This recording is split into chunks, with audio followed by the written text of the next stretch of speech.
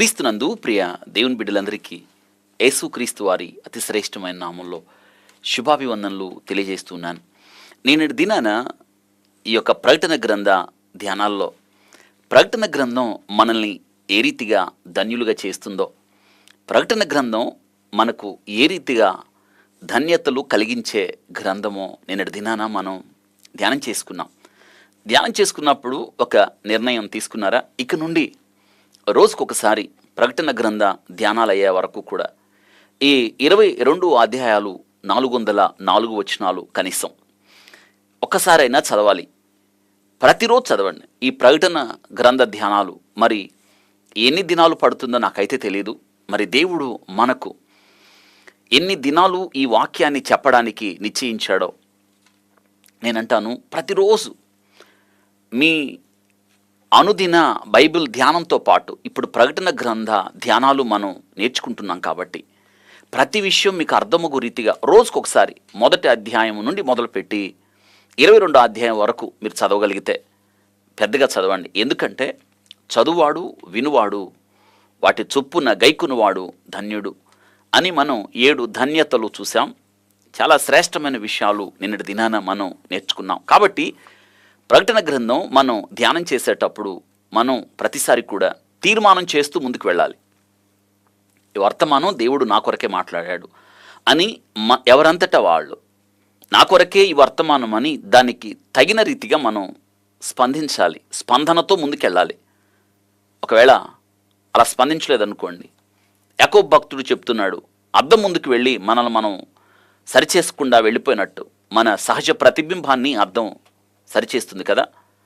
మరి దేవుని వాక్యం కూడా అర్థమైనప్పుడు, దేవుడు మనతో మాట్లాడినప్పుడు సరిచేసుకుందాం, లోపడదాం. కాబట్టి మనం ప్రకటన గ్రంథం ధ్యానం చేస్తున్నాం కాబట్టి మీ అందరూ కూడా ధన్యులుగా ఉండాలన్నది దేవుని యొక్క వాంఛ. కాబట్టి ధన్యులుగా ఉండునట్లుగా మనం మన యొక్క విశ్వాస యాత్రను, ఈ యొక్క ఆత్మీయాత్రను మనం కొనసాగిద్దాం. మళ్ళీ మనం చదువుకుందాం. 3వ వచనాన్ని మనం చూద్దాం. ప్రకటన గ్రంథం 1వ అధ్యాయం 3వ వచనం. సమయము సమీపించినది గనుక ఈ ప్రవచన వాక్యములు చదువువాడును వాటిని విని అందులో రాయబడిన సంగతులు గైకొనువాడు ధన్యుడు. సమయము సమీపించింది. గమనించారా? సమయము సమీపించింది. ఏ సమయం సమీపించింది? 2వ రాకడ. అవును కదా. మొదటిసారి క్రీస్తు ప్రభువారు ఆయన గొర్రెపిల్లగా వచ్చాడు. 2వ రాకడలో ఆయన తీర్పు తీర్చువాడిగా వస్తాడు. ఆయన యూదాగోత్రపు సింహముగా ఆయన తీర్పు తీర్చువాడిగా వస్తాడు. అయితే ఆయన రాబోతూ ఉన్నాడు కదా. ఈ 2000 సంవత్సరాల నుండి సువార్త ప్రకటించబడుతూనే ఉంది. ఆయన రాకడ గురించి ప్రచురపరచబడుతూనే ఉంది, ప్రకటించబడుతూనే ఉంది. అయితే ఆయన రాకడ ఎందుకు ఆలస్యం అవుతుంది? మరి ఇంతగా ప్రకటించబడుతున్న ఆయన ఎప్పుడు వస్తాడు, ఇంకా ఎందుకు ఆలస్యం చేస్తాడో కూడా మనం నేర్చుకున్నాం.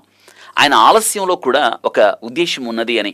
అయితే యేసుక్రీస్తు ప్రభువారు భూమి మీద ఉన్నప్పుడు శిష్యులు ఆయన్ని అడుగుతారు, ఆయన రాకడకు గుర్తులు ఎలా ఉంటాయి అనేది.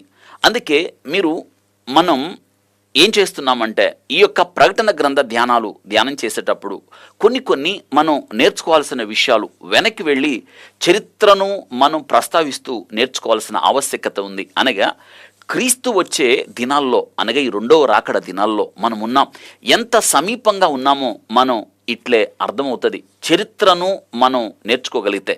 మళ్ళీ నేను ఇది నాన్న జ్ఞాపకం చేస్తూ దానియేలు గ్రంథం యొక్క ఆ ప్రతిమను మనం చూసాం. నెబుకద్నెజరు ఆ కలలో తను చూసిన ఆ దర్శనం, ఆ కళ చూశాడు. దానియేలు ఆ దర్శనం చూశాడు. ఆ దర్శనాన్ని చూసి కలభావని చెప్పినప్పుడు మనం ఆ యొక్క నెబుకద్నెజరు చూసిన ఆ విగ్రహంలో మనం పాదాల దగ్గర ఉన్నాము అని మనం నేర్చుకున్నాం. అనగా చివరి దశలో మనం ఉన్నాం, అనే క్రీస్తు వచ్చే రాకడలో మనం ఉన్నాం. దాని అనుబంధంగా మనం నేర్చుకోవాల్సిన విషయం ఏమిటంటే ఆయన రాకడ గుర్తులు ఏమిటి, భూమి మీద జరుగుతున్న సంభవాల్ని మనం ఎలా అర్థం చేసుకోవాలి. మీకు ఒక విషయం తెలుసా? భూమి మీద జరుగుతున్న ప్రతి సంఘటన కూడా దేవుని రాకడతో ముడిపడి ఉంది. బైబిల్ గ్రంథంలో రాయబడి ఉన్న ప్రవచనాలన్నీ కూడా, బైబిల్ గ్రంథంలో రాయబడి ఉన్న విషయాలన్నీ కూడా నేటి దినాన ఈ ప్రపంచంలో ఏ దేశంలో ఏ సంఘటన జరిగినా కూడా దానికి మనం బైబిల్ గ్రంథంతో అర్థం చెప్పచ్చు. బైబిల్ గ్రంథంతో దాన్ని వివరణగా మనం చెప్పచ్చు. బైబిల్ గ్రంథంతో దాన్ని భాష్యం అర్థం చేసుకోవచ్చు, భాష్యం చెప్పచ్చు మనం. అవును కదా. ఎందుకంటే మనం మరి ముఖ్యంగా రాకడ దినాల్లో ఉన్నాం, క్రీస్తు వచ్చే దినాల్లో ఉన్నాం. అయితే మనం క్రీస్తు వచ్చే దినాల్లో ఉన్నాం కాబట్టి ప్రపంచంలో జరుగుతున్న ప్రతి సంఘటన కూడా అదే కదా, సమయము సమీపించింది కాబట్టి భూమి మీద ఎక్కడ ఏం జరిగినా కూడా మనం బైబిల్ గ్రంథంతో మనం దాన్ని పోల్చుకుంటూ ముందుకు వెళ్ళాలి. దేవుడు అందుకే మనకి పరిశుద్ధ గ్రంథాన్ని ఇచ్చాడు. నిజంగా మనం ఎంత ధన్యులం ఆలోచించండి. ప్రపంచ భవిష్యత్తు ఏం జరగకపోతుందో నీకు తెలుసు, దేవుడు నీకు చెప్పాడు పరిశుద్ధ గ్రంథం ద్వారా. ప్రకటన గ్రంథాన్ని ధ్యానం చేయడం ద్వారా మనం ఈ ప్రపంచంలో భవిష్యత్తు ఏమవబోతుందో, దీని అంతము ఏమవబోతుందో అన్న విషయాన్ని మనం నేర్చుకుంటున్నాం. ఇదినా యేసుక్రీస్తు శిష్యులకి చెప్పాడు. శిష్యులు అడిగారు, మనం ఈ యొక్క ప్రకటన గ్రంథ ధ్యానం చేసేటప్పుడు నేను మళ్ళీ జ్ఞాపకం చేస్తున్నాను, ఒక ప్రకటన గ్రంథమే కాదు, మనం బైబిల్ అంతటినీ ధ్యానం చేస్తున్నామని. ప్రకటన గ్రంథ ధ్యానాలు జరుగుతున్నాయి. అవును, ప్రకటన గ్రంథ ధ్యానాలు జరుగుతున్నాయి. మనం అనుకోవాలి బైబిల్ గ్రంథ ధ్యానాలు జరుగుతున్నాయి. ఎందుకంటే ప్రకటన గ్రంథం ఒక్కొక్క వచనాన్ని మనం ధ్యానం చేసేటప్పుడు వెనక్కి వెళ్ళి దాని వెనక్కున్న యోధా పత్రిక నుంచి చివరికి వెళ్తే మొదటి పుస్తకం ప్రారంభాల గ్రంథం ఆది కాండం దాకా మనకి వెళ్తూనే ఉండాలి. అక్కడి నుంచి విషయాలు తెచ్చుకొని మనం ప్రకటన గ్రంథంలో మనం పోల్చుకుంటూ ముందుకు వెళ్ళాలి. ఇదినా దేవుని యొక్క వాక్యంలో మీకు చాలా ఆసక్తికరమైన విషయాలు నేను జ్ఞాపకం చేయబోతున్నాను. యేసుక్రీస్తు ప్రభువారు ఆయన భూమి మీద ఉన్నప్పుడు ఆయన రాకడకు ప్రభు వచ్చే దినాలకు సూచనలు చెప్పాడు ఆయన. అందుకే ఇదినా సమయము సమీపించింది కాబట్టి ఆ సమయము ఎలా సమీపించింది అని మనం లెక్కలు వేసుకోవాలి. అవును, మనం కాలాలు గుర్తుపడుతూ ఉండాలి. ఎలా అంటే దేవుని వాక్యం చదవడం ద్వారా, దేవుని వాక్యంలో రాయబడిన ఆనవాళ్ళు, దేవుడు చెప్పిన విషయాలు, ప్రపంచంలో జరుగుతున్న సంఘటనలు పోల్చుకోవడం ద్వారా మనం ఎంతగా దేవుని రాకడకు సమీపంగా ఉన్నామో అర్థమవుతుంది. ఇదినా ఈ యొక్క వాక్యాన్ని కాలము సమీపమైంది యేసుక్రీస్తు ప్రభువారు శిష్యులకి ఆయన చెప్పిన విషయాలు మత్తయి సువార్త 24వ అధ్యాయం చాలా చాలా చాలా ప్రాముఖ్యమైంది. ఎందుకంటే యేసుక్రీస్తు ప్రభువారు ఆయన రాకడకు జరిగే సంభవాలని కూడా మత్తయి సువార్త 24వ అధ్యాయం, ఇది పెద్ద అధ్యాయం, 51 వచనాలలో ఈ అధ్యాయంలో అన్ని విషయాలు రాయబడ్డాయి. అసలు రాకడ విషయాలని కూడా దానికి ముందు సందర్భంలో ఏం జరుగుతుంది, యేసుక్రీస్తు ప్రభు భూమి మీదకి వచ్చేటప్పటికల్లా ఆయన రాకడ గుర్తులుగా ఏమి చూడాలి, మనం వేటిని చూసి గుర్తుపట్టుకోవాలి. మనం కాలము సమీపం అయ్యింది, క్రీస్తు ప్రభు రాకడ దినాల్లో మనం ఉన్నామని తరచుగా వింటున్నాం, అనేక సందర్భాల్లో వింటున్నాం. దేవుని వాక్యాన్ని గురించి మరింతగా వింటూ ఉన్నాం ఈ చివరి దినాల్లో. అయితే మనం ఏ యొక్క సూచనలు చూసి, ఏ యొక్క గుర్తులు చూసి, లేదా భూమి మీద జరుగుతున్న ఏ సంఘటనలు చూసి మనం గుర్తుపట్టాలి ఇవి రాకడ దినాలు అనేది? ఇదినా 24వ అధ్యాయం మీరు చదవగలిగితే యేసుక్రీస్తు ప్రభువారు స్వయాన శిష్యులకు చెప్పాడు. 6వ వచనంలో ఆయన ఏమంటున్నాడంటే, మీరు యుద్ధముల గురించి, యుద్ధ సమాచారం గురించి వినబోదురు, మీరు కలవరపడకుండా చూసుకునండి. మీరు ఇవన్నీ విన్నప్పుడు కలవరపడకుండా చూసుకోండి. బహుశా ఈ అధ్యాయం చదివినప్పుడు మీకు కలవరం వస్తుందేమో, కలవరపడద్దు. ఎందుకంటే ఇవన్నీ జరుగుతూ ఉన్నాయి. ఇవన్నీ జరుగుతూ ఉన్నాయి.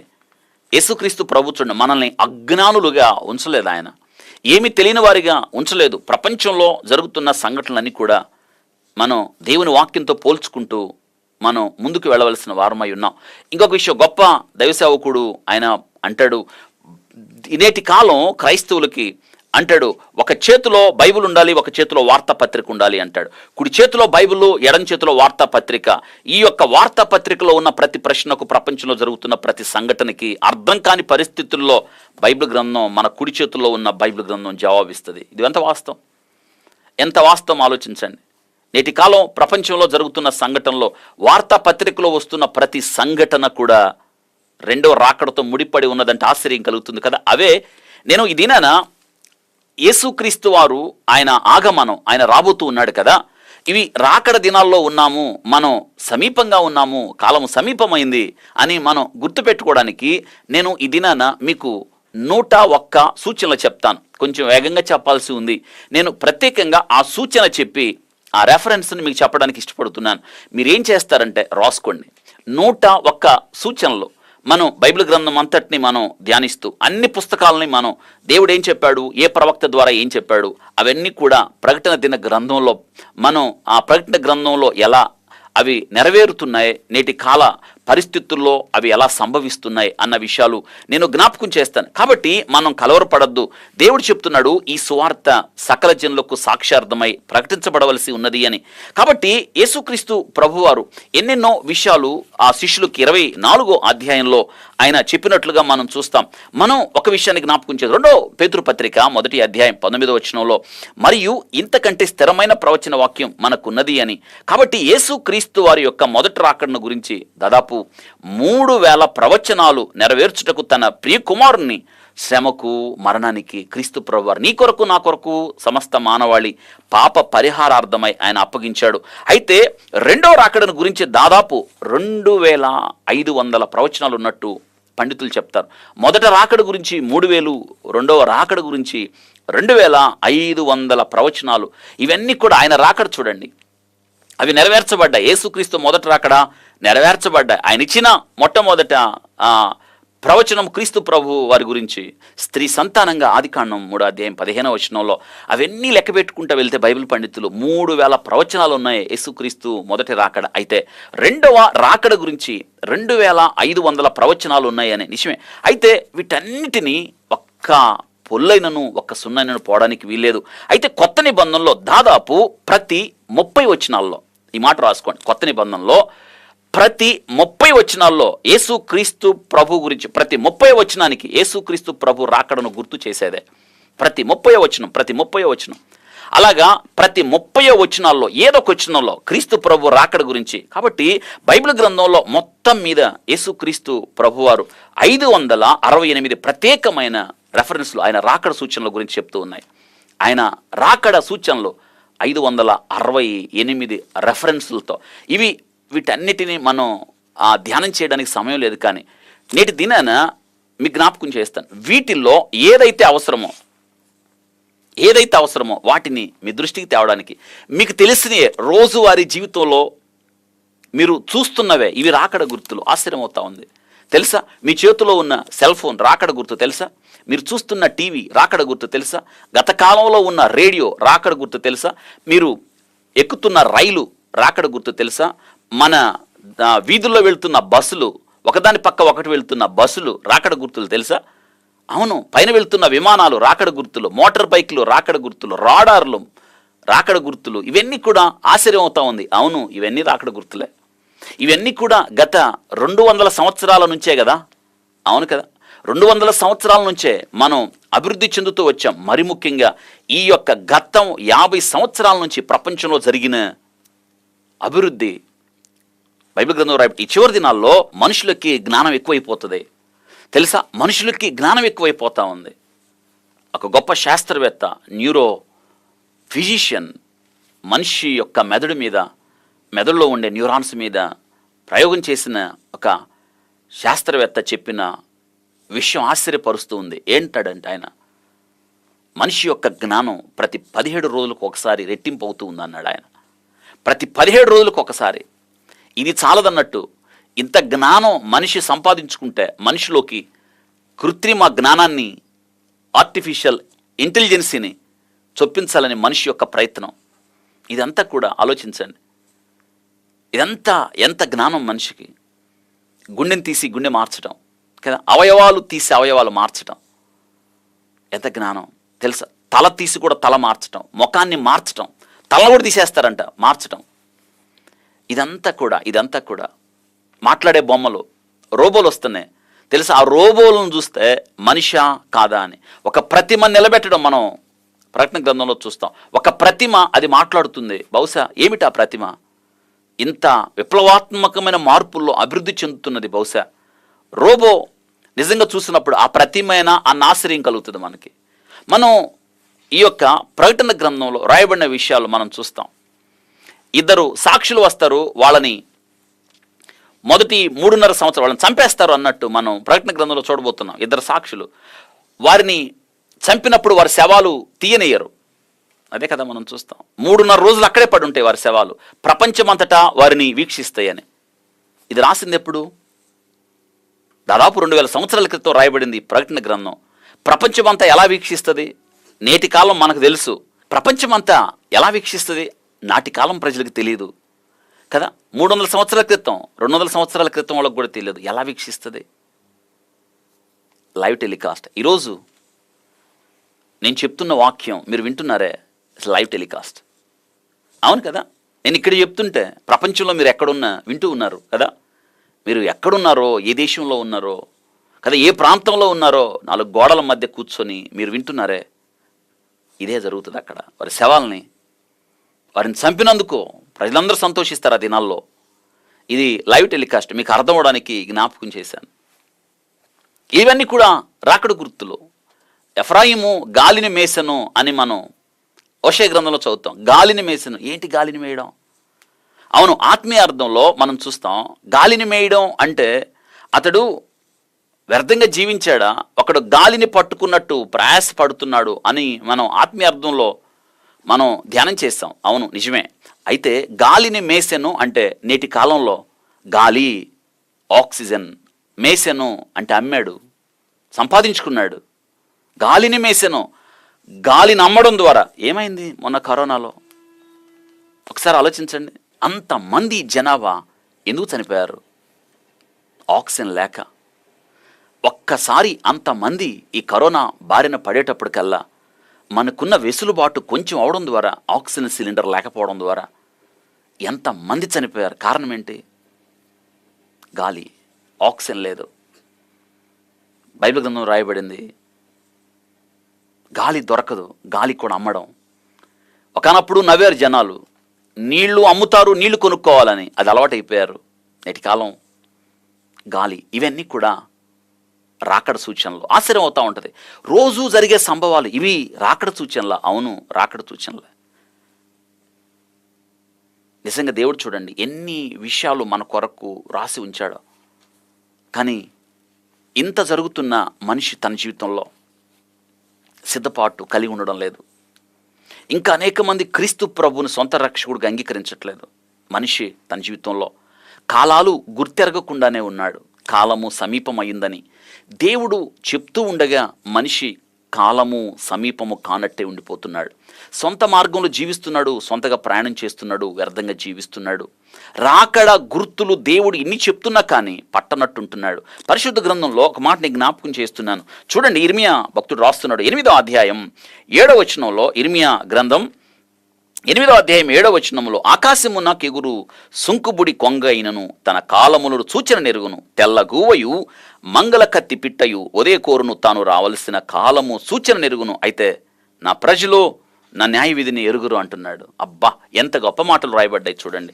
ఆకాశమున కెగురు సుంకుబుడి కొంగ. సుంకుబుడి కొంగకు తన కాలం తెలుసు, తెల్ల గువ్వకు తన కాలం తెలుసు, మంగళ కత్తి పిట్టకు తెలుసు, ఉదయ కోరుకు తెలుసు. వాటి కాలాలు తెలుసు. అరే, పిట్టలకు కాలం తెలిసిందే, ఆకాశాన్ని ఎగిరే పక్షులకు కాలం తెలిసిందే.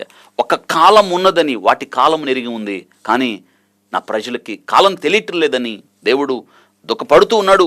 ఇర్మియా భక్తుడి ద్వారా దేవుడు జ్ఞాపకం చేస్తున్నాడు. ఇవే మాటలు యెషయా భక్తుడి ద్వారా కూడా దేవుడు రాయించాడు. ఎద్దు తన కామందు నెరుగు, గాడిద తన సొంతవాని దొడ్డి నెరుగు, నా ప్రజలు నన్ను ఎరగడం లేదు అని. అందుకే ఇంకా నీవు అజ్ఞానిగా ఉంటావా, ఇంకా జ్ఞానం లేని వాడిగా ఉంటావా? అందుకే అంటున్నాడు, సోమరి చీమల యొద్దకు వెళ్ళు, వాటి నడతను కనిపెట్టు, అవి సిద్ధపాటు కలిగి ఉన్నాయి. ఒక కాలం ఉందనే కాలానికి ముందే సిద్ధపాటు కలిగి ఉండాలని, అవి ఆహారం కొరకు అంత సిద్ధపాటు కలిగి ఉన్నాయి. అందుకే నువ్వు వెళ్ళు, చీమల దగ్గరికి వెళ్ళి వాటి నడతను కనిపెట్టి జ్ఞానం తెచ్చుకోమని నేను సొలొమోను రాస్తున్నాడు 6వ అధ్యాయం 6వ వచనం. ఏమిటిదంతా కూడా మన జీవితాల్లో కాలాన్ని తెలుసుకో, కాలాన్ని లెక్కబెట్టు. క్రీస్తు ప్రభు వచ్చే కాలం, జరుగుతున్న గుర్తులు చూడు, జరుగుతున్న సంభవాలు చూడు.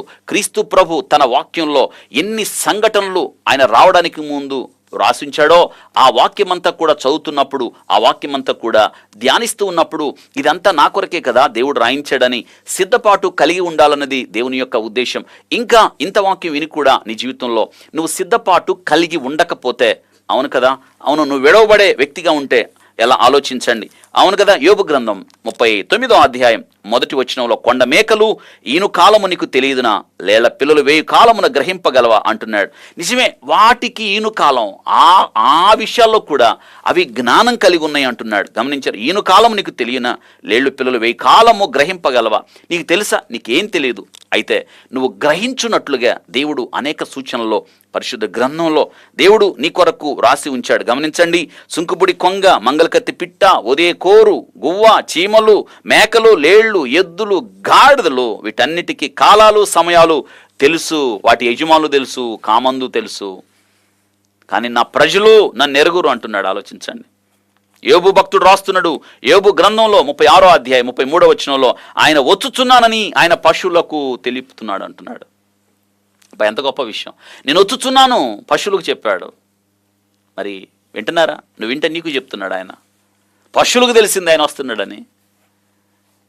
సర్వజీవుల కన్నులు నీ వైపు చూస్తున్నాయి. తన కాలమందు నీవు వాటికి ఆహారం ఇచ్చుచున్నావు అని వాక్యంలో రాయబడింది. ఇంకెంతకాలం అజ్ఞానిగా ఉంటావు? ఇంకెంతకాలం సిద్ధపాటు లేనివాడిగా ఉంటావు? ఇంత గొప్ప గ్రంథము దేవుడు నీతో ధ్యానిస్తున్నప్పుడు నీ జీవితంలో సిద్ధపాటు తెలియదా? ఆయన ఆలోచించండి. నేను వచ్చుచున్నాను అని, నేను వచ్చుచున్నాను, నేను వస్తున్నాను పశువులకు తెలియజేస్తున్నాడు. ఎందుకని నీకు తెలియజేయడం? నువ్వు వింటం లేదు. ఆయన చెప్తూనే ఉన్నాడు 2000 నుంచి, 2000 సంవత్సరాల నుండి నేను వస్తున్నాను వస్తున్నాను వస్తున్నాను. నువ్వు వింటం లేదు. నీ దారి నీదే, నీ బ్రతుకు నీదే. వ్యర్థంగా బ్రతుకుతున్నావు, అనవసరంగా బ్రతుకుతున్నావు, గురి లేకుండా బ్రతుకుతున్నావు, పాపంలో బ్రతుకుతున్నావు, నిత్య నాశనానికి వెళ్ళే దారిలో ఉన్నావు. ఆయన చెప్తూనే ఉన్నాడు నేను వస్తున్నాను. నువ్వు వింటం లేదు. నా ప్రజలు నన్ను ఎరుగరు అని. సుంకుబుడి కొంగ, తెల్ల గువ్వ, పిట్ట, ఉదయ కోరు కొంగ, అబ్బా వాటికి తెలుసంట. పశువులకు తెలిసింది ఆయన వస్తున్నాడని. ఆయన దేవుడని పశువులకు తెలిసింది నేను వస్తున్నానని చెప్పాడు. నువ్వు వినకపోవడం వల్ల ఆయన వాటితో మాట్లాడుతున్నాడు. ఇది నాన్న, ఈ వాక్యానికి మీరు స్పందించాలని నేను ఇష్టపడుతున్నాను. ఆయన రాకడ సూచనలు ఎంత గొప్పగా ఉన్నాయి. ఇది నాన్న, ఇది అంతా కూడా దేవుడు మీ వెనుకళ్ళు ఎందుకు మాట్లాడుతున్నాడు? ఇకనైనా నువ్వు సిద్ధపాటు కలిగి ఆయన కొరకు ఆయత్తపడి ఉన్న వ్యక్తిగా నువ్వు జీవించాలని దేవుడు ఇష్టపడుతున్నాడు. ఆయన వచ్చే సమయంలో ఆయన ఆగమనం ఏం జరుగుతుంది? భూమి మీద ఏమి సంఘటనలు జరిగినాయి, ఇప్పుడు ఏం జరుగుతున్నాయి? ఈ సంఘటనలన్నీ కూడా మీకు చెప్తే చాలా ఆశ్చర్యం అవుతూ ఉంటుంది. ఇవన్నీ కూడా నేను కొంచెం వేగంగా చెప్పడానికి ప్రయత్నం చేస్తాను. అవసరమైనప్పుడు వాటిని మీరు గుర్తుంచుకోవాల్సి రాసుకోండి. ఈ 101 శ్రేష్టమైన సూచన మీకు తెలుసుకోవడం ద్వారా మరింతగా ఈ రాకడ గుర్తుల గురించి మీకు అవగాహన కలిగి సిద్ధపాటు కలిగి ఉండడానికి, జరుగుతున్న సంభవాలు ఇవన్నీ కూడా మిమ్మల్ని కలవరపెట్టడానికి కాదు, సిద్ధపాటు ఇవ్వడానికి అని దేవుడు మాట్లాడుతున్నాడు. సమయము సమీపించింది కాబట్టి ఈ యొక్క సంఘటనలని చూసినప్పుడు ఆయన రాకడకు ఎంత దగ్గరగా ఉన్నామో మనకి ఇట్లే అర్థమవుతుంది. 2వ తిమోతి పత్రిక 3వ అధ్యాయం, 2వ తిమోతి పత్రిక 3వ అధ్యాయం మొదటి 5 వచనాల్లో ఇక్కడ యేసుక్రీస్తు వారు ఈ రాకడ దినాల్లో, ఈ అంత్యకాలాల్లో మనుషులు ఎలాంటి వారో ఇక్కడ 18 రకాల వ్యక్తుల గురించి రాయబడ్డది. ఇక్కడ 18 రకాల మనుషులు మనకు కనిపిస్తారు ఇక్కడ. ఇవి కూడా అంత్యదిన సూచనలు. ఇవన్నీ కూడా ఈ 18 రకాల సూచనలు ఇవి. 18 రకాల మనుషులు. నిజంగా మనుషుల్లో మనం ఈ 18 రకాల మనుషులు ఎక్కువైపోతారు ఈ చివరి దినాల్లో. వారు ఎవరు అంటే, చూడండి పౌలు గారు ఏమంటున్నాడంటే, అంత్య దినాల్లో అపాయకరమైన కాలములు వచ్చునని తెలుసుకో. యేసుక్రీస్తు ప్రభు మత్తయి సువార్త 24వ అధ్యాయంలో ఇవే మాటలు చెప్తున్నాడు ఆయన. ఇక్కడ పౌలు గారు ఏమంటున్నాడంటే, అపాయకరమైన కాలములు వచ్చునని. నేటి కాలం అంత్యకాలాలు. మనుషుల్లో నిజంగా విపరీతమైన ధోరణి పెరిగిపోతూ ఉంది. అసలు మనుషులు సహించడం చాలా కష్టమైపోతుంది. మనుషులు ఎలా ఉన్నారంటే, చూడండి రోజు పేపర్లో మనం చదివినప్పుడు మానవ మృగం అని, మనిషిని పిలవడానికి అతడు అర్హుడు కాదని, అతనిలో ఉన్న క్రూర మృగం బయటకు వచ్చిందని, ఇలాంటి మాటలు మనం వింటూ ఉన్నాం. అనగా మనుషుల్లో దాపురించిన ఆ భయానకమైన కత్వం, మనుషుల్లో చెలరేగుతున్న ఆ పాపపు విషయాలు మనకి ఇట్టే అర్థమవుతున్నాయి. ఇక్కడ పౌలు గారు తిమోతికి వ్రాస్తూ ఏమంటున్నాడంటే, అంత్యకాలాల్లో అపాయకరమైన కాలంలో వచ్చిందని తెలుసుకుని ఏలయనగా మనుషులు స్వార్థప్రియులు, ధనాపేక్షలు, బింకములాడువారు, అహంకారులు, దోషకులు, తల్లిదండ్రులకు అవిధేయులు, కృతజ్ఞత లేనివారు, అపవిత్రులు, అనురాగరహితులు, అతి ద్వేషులు, అపవాదుకులు, అజితేంద్రియులు, క్రూరులు, సజ్జన ద్వేషులు, ద్రోహులు, మూర్ఖులు, గర్వాంధులు, దేవుని కంటే సుఖానుభవమును ఎక్కువగా ప్రేమించువారు, పైకి భక్తి గలవారు ఉండి దాని శక్తిని ఆశ్రయించిన వారునయుందురు, ఇట్టి వారికి విముఖుడు అయ్యుండుము. ఇది చెప్తున్నాడు. ఈ 18 రకాల మనుషులకి నీవు విముఖుడు అయ్యుండు తిమోతి అన్నాడు. చూసారా, మనుషులంట స్వార్థప్రియులు. స్వార్థం నేను అంటాం. మనుషుల్లో స్వార్థం పెరిగిపోయింది. ఆలోచించండి. నేను, నాది. మనిషిలో ఎంత స్వార్థం వెళ్ళిపోయిందంటే నేను అన్నది మనిషి జీవితంలో ఎక్కువగా మిగిలిపోయింది. ఈరోజు చివరి దినాల్లో ఈ స్వార్థపరులు ఎక్కువైపోతూ ఉంటారు. బైబిల్ గ్రంథంలో ఒక ఆస్తిపరుడు నాది నాది నాది అన్నవాడు, ఆ ధనవంతుడు రాత్రి చనిపోయాడు. కర్మేలు పర్వత ప్రాంతంలో దావీదు తల్లాచుకున్నప్పుడు సౌలు ద్వారా తరంబడి, ఆ ప్రాంతంలో కర్మేలు ప్రాంతం నాబాలు బొచ్చు కత్తిరిస్తున్నప్పుడు సమాచారం కనుక్కొని ఏదైనా ఆహారానికి ఇవ్వండి అంటే అతడు అంటాడు, నేను సంపాదించుకుని అన్నపానములు అంటాడు. నేను అనేది ఇది నేను వాక్యం వింటున్నా మన జీవితాల్లో. చూడండి, బంధువుల మధ్య, సొంత కుటుంబం మధ్య, స్నేహితుల మధ్య, లోకంలో ఉన్నవారి మధ్య మనం చూస్తున్నాం స్వార్థం. చివరి దినాల్లో స్వార్థం ఎక్కువైపోతుంది. రెండోది ధనాపేక్షలు. చూడండి, ప్రపంచం ఇదే కదా, ధనం. ఎటు చూసిన ధనం. అంతే దినాల్లో ధనం ఎక్కువైపోతుంది. ధనాన్ని ప్రేమించే వాళ్ళు ఎక్కువైపోతున్నారు. ధనం వెంట పరిగెత్తే వాళ్ళు ఎక్కువైపోతున్నారు. ధనం లేకపోతే జీవితం లేదనుకుంటున్నారు. కానీ ధనం సంపాదించిన అనేకులు మనం చూస్తాం. ధనాపేక్ష సమస్త కీడులకు మూలమని ఈ పౌలు గారు తిమోతికి రాస్తాడు. మొదటి తిమోతి పత్రిక 6వ అధ్యాయం 10వ వచనంలో నిజంగా ఈ చివరి దినాల్లో ధనం కొరకు మనిషి యొక్క ప్రాకులాట ఎంతగా ఉన్నదని చూస్తాం. అందుకే మీరు చివరి దినాల్లో దేవుని ప్రేమించండి, ధనాపేక్ష లేనివారై ఉండండి. యేసుక్రీస్తు ప్రభు దగ్గరికి ఒక వ్యక్తి వచ్చాడు, బతుకుడా నిత్య జీవాన్ని పొందడానికి నేనేం చేయాలని. యేసయ్య అన్నాడు, అతనితో చాలా విషయాలు చెప్పి పరలోక రాజ్యం చేరునట్లుగా అతనికి మార్గం సుముఖం చేసి అన్నాడు, నీ ఆస్తిని అమ్మి పేదలకిచ్చి వచ్చి నన్ను వెంబడించు అని. అతడు మిగులు ఆస్తి గలవాడు గనుక రాలేదు, వెళ్ళిపోయాడు, ధనాన్ని ప్రేమించాడు. ఈ చివరి దినాల్లో ధనం కొరకు ఏదైనా చేస్తారు, ధనమే సంపాదిస్తారు. కానీ యేసయ్య చెప్పిన మాట, భూమి మీద మీ కొరకు ధనం కూర్చుకోవద్దు అంటే కూర్చుకుంటారు. నిజమే, ధనం ఎక్కువైపోద్ది మనుషులకి, కానీ మనిషి దప్పిక తీరదు. పేపర్లో చూస్తాం మనం, ఎంత ఆయన ఆస్తి ఉంది, ఆయన పట్టుకున్నారు ఏసీబీ వాళ్ళు, 500 కోట్లు ఉంది, 1000 కోట్లు ఉంది, 200 కోట్లు ఉంది అంటే ఆశ్చర్యం అవుతుంది. ఏం చేసుకోవడం దాచుకోవడానికి తప్ప, నిత్య జీవాన్ని పోగొట్టుకోవడం కదా. ఈ ప్రపంచం అంతా ధనం చుట్టూ తిరుగుతుంది అన్న నానుడు ఎక్కువైపోయింది. కానీ క్రైస్తవుడి చివరి దినాల్లో దేవుణ్ణే ప్రేమించాలి. మూడోది బింకములాడువారు అని రాయబడింది. గమనించారు, బింకం అనగా గర్వం అన్నమాట. అనగా ఇంకా అతిశయించటం, తన క్రియలను బట్టి గర్వాంధులుగా జీవించటం, ఎవరికి లోబడకపోవడం, తనే గొప్పవాడిని అనుకోవడం. నిజమే కదా, ఆలోచించండి. బింకములాడేవాళ్ళు ఎక్కువైపోయారు. సాటి మనిషిని గౌరవించిన వాళ్ళు ఎక్కువైపోయారు. నేనే గొప్ప అన్న దానికి ఎక్కువైపోయారు. బింకములాడు వారిని దేవుడు ఇష్టపడాడంట. ఆలోచించండి, 94వ కీర్తన 4వ చరణంలో ఇచ్చకములాడు పెదవులన్నింటినీ, బింకములాడు నాలుకలన్నింటినీ యెహోవా కోసివేయును అంటున్నాడు. బింకములు, అవును, దేవునికి ఇష్టం లేదు అని మనం జ్ఞాపకం చేసుకోవాలి. దేవుని నమ్మిన బిడ్డలుగా ఈ చివరి దినాల్లో సాత్వికము, దీన మనస్సు, అలాంటిదే అహంకారులు. దేవుడు అహంకారులు ఈ చివరి దినాల్లో అహంకారులు ఎక్కువైపోతారు. వారికి ఉన్న స్థితిని బట్టి, వారికి ఉన్న గొప్ప ఆధిక్యతను బట్టి, వారికి ఉన్న ఆస్తిని బట్టి, హోదాను బట్టి. కాబట్టి అహంకారమైన మనసు కలిగి ఉంటారు. నేనే గొప్ప, అందరూ నాకన్నా తక్కువ, నేనే ముందుండాలని. సామెతల గ్రంథం 16వ అధ్యాయం 18వ వచనంలో పడిపోవుటకు ముందు అహంకారమైన మనస్సు ఉండును అనే మాట. దేవుడు అహంకారులను ఎదిరించి దీనులకు కృప అనుగ్రహిస్తాడని జ్ఞాపకం చేసుకున్నాం. దూషకులు, ఇక 5వ విషయం మనం చూస్తాం, దూషకులు, దూషించే వాళ్ళు ఎక్కువైపోతారు. నిజమే కదా, నువ్వు మంచిగా ఉన్నా దూషించేవాళ్ళు. మనిషికి దూషించటం అలవాటైపోయింది. నోరుంది కదా, నాలుగుంది కదా అని మనిషి దూషించటం. విషయం ఏంటో తెలుసా, సత్య మార్గం కూడా దూషించబడుతుంది. అవును, సత్య మార్గం కూడా దూషించబడుతుంది. నువ్వు మంచిగా జీవిస్తే దూషించబడతావు, యథార్థంగా జీవిస్తే దూషించబడతావు, తోలనాడబడతావు, అవమానపరచబడతావు.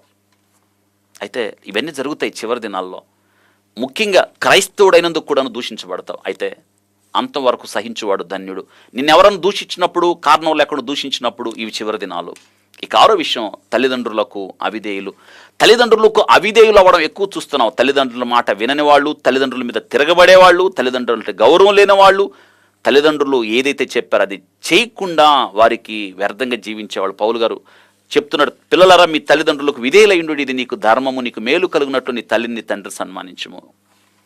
లోబడరు, తల్లిదండ్రులు చెప్పే మాట వినరు, తల్లిదండ్రులను సంతోషపెట్టరు, అవిధేయులుగా మిగిలిపోతారు. ఇక ఏడోది, కృతజ్ఞత లేని వారు. ఇది లోకంలో ఈ చివరి దినంలో జరుగుతుంది. మనకి ఇటువంటివి చూసినప్పుడు చాలా బాధ అవుతూ ఉంటుంది. ఉన్నారా ఇటువంటి? ఎట్టు చూసిన వీళ్ళే. అవసరమైతే నీ దగ్గరికి వస్తారు, అవసరం తీరిన తర్వాత నీ దగ్గరికి రారు. వాక్యంలో రాయబడింది, కృతజ్ఞత లేనివారు, చేసిన మేలు మర్చిపోయేవాళ్ళు. నిజమే కదా.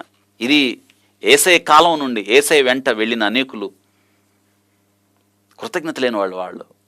ఆయన వెంట నడిచారు, కానీ అవసరాలు తీరిన తర్వాత ఆయన పక్షాన్ని ఎవరు లేరు. ఎంత విచిత్రమో తెలుసా? ఆయన సిలువేయండి, సిలువేయండి, సిలువేయండి. ఏ నేరం చేశాడంటే ఆయన సిలువేయండి. మీరు ఎవరిని కోరుకుంటారో కోరుకోండి అంటే మేము బరబ్బాను కోరుకుంటామన్నారు. సిలువేయండి. చూసారా? కృతజ్ఞత లేని వారు. 9 మంది కుష్ఠరోగులు లాంటి వాళ్ళు నేటి కాలంలో ఉన్నారు. 8 అపవిత్రులు. ఎట్టు చూసిన లోకంలో ఇదే. జాగ్రత్త. అపవిత్రత ఎటు చూసినా. ఆయన వచ్చే వరకు కూడా పరిశుద్ధులుగా ఉండాలి. ఎందుకంటే నిన్ను పిలిచిన వాడు పరిశుద్ధుడు కాబట్టి. పరిశుద్ధులుగా ఉండడానికి దేవుడు నన్ను పిలిచడానికి జ్ఞాపకం చేసుకోవాలి. నీ దేహం దేవుని ఆలయం, దేవుని ఆత్మ అందులో నివాసం చేస్తున్న ఎవరైనా దేవుడు ఆలయాన్ని పాడు చేస్తే దేవుడు పాడు చేస్తానన్నాడు. 9వ విషయం, అనురాగరహితులు, ప్రేమ లేని వాళ్ళు. ఇది నేటి కాలంలో చూస్తున్నాం. తల్లిదండ్రుల ప్రేమ లేదు, రక్త సంబంధీకుల మధ్య ప్రేమ లేదు, అన్నదమ్ముల మధ్య, అక్క చెల్లెల మధ్య, చివరికి సాటి విశ్వాసి ఎడల సంఘంలో ఒక్క తండ్రి బిడ్డలమైన మనం, ఒక్క ఆత్మ ద్వారా నడిపించబడుతున్న మనం ప్రేమ లేని వారిగా ఉంటే ఒక్కసారి ఆలోచించండి ఎలాగా అనురాగరహితులుగా ఉండిపోతున్నాం. ఇక 11వ విషయం, అపవాదుకులు అనగా ఫాల్స్ అక్యూజర్స్ అనగా స్లాండర్స్, ఇంగ్లీష్లో రాయబడింది. అనగా అసత్యాలు మోపువాడు, మనం నిందలు మోపడం. ఇది ఎవరి లక్షణం? కానిది, తెలియంది, వ్యర్థమైంది తెలియకుండా నిందలు మోపడం. ఇది అపవాది పని. అపవాది లక్షణం ఏంటో తెలుసా? వాడు సహోదరుల మీద నేరాలు మోపువాడు. ఇక 12వ విషయం, అజితేంద్రియులు అని రాయబడింది. అనగా అజితేంద్రియులు అనగా ఇంద్రియ నిగ్రహం. మన శరీరాన్ని మనం స్వాధీనం చేసుకోలేకపోవడం, మన అవయవాలు మన స్వాధీనం లేకపోవడం, మన మనస్సు మన స్వాధీనంలో లేకపోవడం అజితేంద్రియులు. ఏమిటి దాని అర్థం? వాక్యంలో జ్ఞాపకం చేస్తున్నాం. పట్టణమును స్వాధీనపరుచుకొనడం తేలిక నీ మనసును స్వాధీనం చేసుకోవడం కన్నా. నీ మనసును స్వాధీనం చేసుకోకుండా పట్టణాన్ని స్వాధీనం చేసుకుంటే ఏమిటి ప్రయోజనం? ఆలోచించండి. మనస్సు అణుచుకోలేకపోతే ఈ చివరి దినాల్లో మనస్సు అణుచుకోవాలి. నీవు నీ స్వాధీనంలో ఉండాలి, నీ అవయవాలు నీ స్వాధీనంలో ఉండాలని జ్ఞాపకం చేస్తున్నాను. జాగ్రత్త. అజితేంద్రియులుగా లోకంలో ఎక్కడ చూసినా పాపం విచ్చలవిడిగా పెచ్చుమిరిపోతుందని జ్ఞాపకం చేస్తున్నాను. ఇక 13వ లక్షణం, ఈ చివరి దినాల్లో సూచన, క్రూరులు. అబ్బా, పేపర్లో చూడటానికే భయం, వార్తలు వినటానికే భయం. అంత క్రూరంగా మానవుడు ప్రవర్తిస్తూ ఉన్నాడు. క్రూరంగా చిన్న పిల్లల్ని హత్య చేసేవాళ్ళు, కిడ్నాప్ చేసేవాళ్ళు, చిన్నపిల్లల్ని పాడు చేసేవాళ్ళు, దారుణంగా హత్య చేసి చంపేవాళ్ళు. అసలు ఎంత పేపర్ చూడాలంటేనే కలవరం, వార్తలు వినాలంటేనే కలవరం. క్రూరత్వం పెరిగిపోద్ది చివరి దినాల్లో. అవును, ఎందుకో తెలుసా? మనుషులు ఎందుకు ఇలా తయారైపోతున్నారంటే అపవాదికి తెలుసు వాడికి ఉన్న సమయం బహు కొంచెం అని. అందుకే పేతురు భక్తుడు జ్ఞాపకం చేస్తున్నాడు, నేను ఎవరిని మృంగుదునని గర్జించు సింహం వల్లే. వాడెవరో తెలుసా? మీ విరోధి అయిన అపవాది గర్జించు సింహం వల్లే. వాడి కాలం కొంచెమని వాడు విచ్చలవిడిగా తన ప్రభావాన్ని చూపిస్తున్నాడు. 19వ విషయం, ద్రోహులు అని జ్ఞాపకం చేస్తున్నాను. ద్రోహులు, అవును కదా, ద్రోహం చేసేవాడు. తెలుసా? చెడ్డవాడికి ద్రోహం కాదు, మంచివాడికి ద్రోహం తలపెట్టడం. ద్రోహియగు యూదా. నేటి కాలంలో కూడా మనం మంచిగా జీవిస్తున్నా, యథార్థంగా జీవిస్తున్నా లోకం నిన్నంత ద్రోహులే. ద్రోహ కార్యాలు తలపెట్టేవాళ్ళు ఈ దినాల్లో మనం చూస్తున్నాం. అనగా కీడు తలపెట్టడం. తెలుసా? సాతాను పని. చిన్నప్పుడు సండే స్కూల్లో పాట చెప్పేవాళ్ళు ఏమిటంటే, మంచికి మంచి మానవుడు చేస్తాడు, కీడుకు మంచి దేవుడు చేస్తాడు, మంచికి కీడు సాతాను చేస్తాడు. నువ్వు నాకు మంచి చేస్తే నేను నీకు మంచి చేస్తా. కానీ చివరి దినాలు వచ్చేటప్పటికి మనిషి ఏమైపోతున్నాడంటే హాని తలపెట్టే ద్రోహిగా మిగిలిపోతున్నాడు. అయితే క్రీస్తు ప్రభు మనం అంతవరకు సహించాలి. ఎవడైనాను క్రైస్తవుడైనందుకు బాధ అనిపించిన ఎడల వాడు ఆ పేరును బట్టే అంతం వరకు ఉండాలి అని సహించాలి. ఇక 16వది మూర్ఖులు అనే మాట, అనగా తెలివిలేనివాడు, దేవుని జ్ఞానం లేనివాడు, మూర్ఖత్వం తను నమ్మిన దాన్ని బట్టే కదా. మనం ఎంత చెప్పినా వినడు, మూర్ఖును సాధు చేయలేదు, మూర్ఖుడుగా మిగిలిపోతున్న పశుప్రాయుడిగా మిగిలిపోయేవాళ్ళు అంతే కదా. చాలామంది ఇంకా దేవుని వాక్యం వినకుండా మూర్ఖంగా ప్రవర్తిస్తూ వారి జీవితాన్ని వారే నాశనానికి తీసుకుని వెళుతూ ఉన్నారు. ఇక 17 విషయం గర్వాంధులు. 17 లక్షణం 17 చూసిన గర్వాంధులు. ఎటు చూసిన ఎందుకు గర్వం. ఆ గర్వం వల్లే సాతాను ఆకాశం నుండి దేవుడు వాడిని పడగొట్టాడు కదా. గర్వం, నాశనమునకు ముందు గర్వం నడుచును. ఇది నాన్న గర్విష్ఠులు చివరి దినాల్లో సూచనలు ఏంటంటే గర్వం. తెలుసా, ఈ గర్వం కింద నుంచి పైదాకా రాజ్యాధినేతల దాకా గర్వాలు ఎక్కువైపోతున్నాయి. ఇక 18 విషయం దేవుని కంటే సుఖానుభవం ఎక్కువగా ప్రేమించేవాళ్ళు. అదే నేటి కాలం దేవుని ప్రేమించటం మానేసి అభివృద్ధి చెందిన ఈ పదంలో సుఖానుభవం ఎక్కువగా, అనగా శరీరానికి ఏ ఇబ్బంది జరగకుండా మనం సుఖంగా భక్తి చేస్తున్నాం కదా. ఈ సుఖమైన జీవితంలో దేవుణ్ణి విడిచిపెట్టేస్తున్నాం. నిజమే కదా. సుఖమైన జీవితానికి అలవాటు పడిపోయి మనం దేవుణ్ణి ఆరాధించడానికి ప్రార్థన కూడా వెళ్ళట్లేదు. మనం చెప్పే వంకేంటో తెలుసా, మాకు ఆన్లైన్ సర్వీస్ ఉంది, ఇంటి దగ్గర నుండి చూస్తాం. ఇది కాదు కదా. మనకు అవకాశం లేదు, అందుకే ఆన్లైన్ సర్వీసులు ఉన్నాయి. అయితే ఇవన్నీ పరిస్థితుల్లో చక్కబడిన తర్వాత మీరు సంఘానికి వెళ్లాల్సిందే. మానుకుంటున్నట్టుగా మీరు సమాజముగా కూడుకున్నట్టు మానుకోవద్దు. 19 విషయం రాయబడింది, భక్తి గలవారు ఉండి దాని శక్తిని ఆశ్రయించిన వారు. మనం అదేగా ఉంటున్నాం కదా. భక్తి పైకి భక్తి ఉంది, కానీ దాని శక్తి ఏంటో మనకు తెలియదు. భక్తి అని మన జీవితాన్ని కొనసాగిస్తే కుదరదో, దాని శక్తి కలిగి నీ భక్తికి నువ్వు సాధించిన శక్తి ఏమిటి, నీ శక్తి ఎంత అని దేవుడు అడిగితే ఏం చెప్తావు. చూసారా, ఈ చివరి దినాల్లో పౌలు గారు తిమోతికి రాస్తూ 19 సూచనలు చెప్పాడు.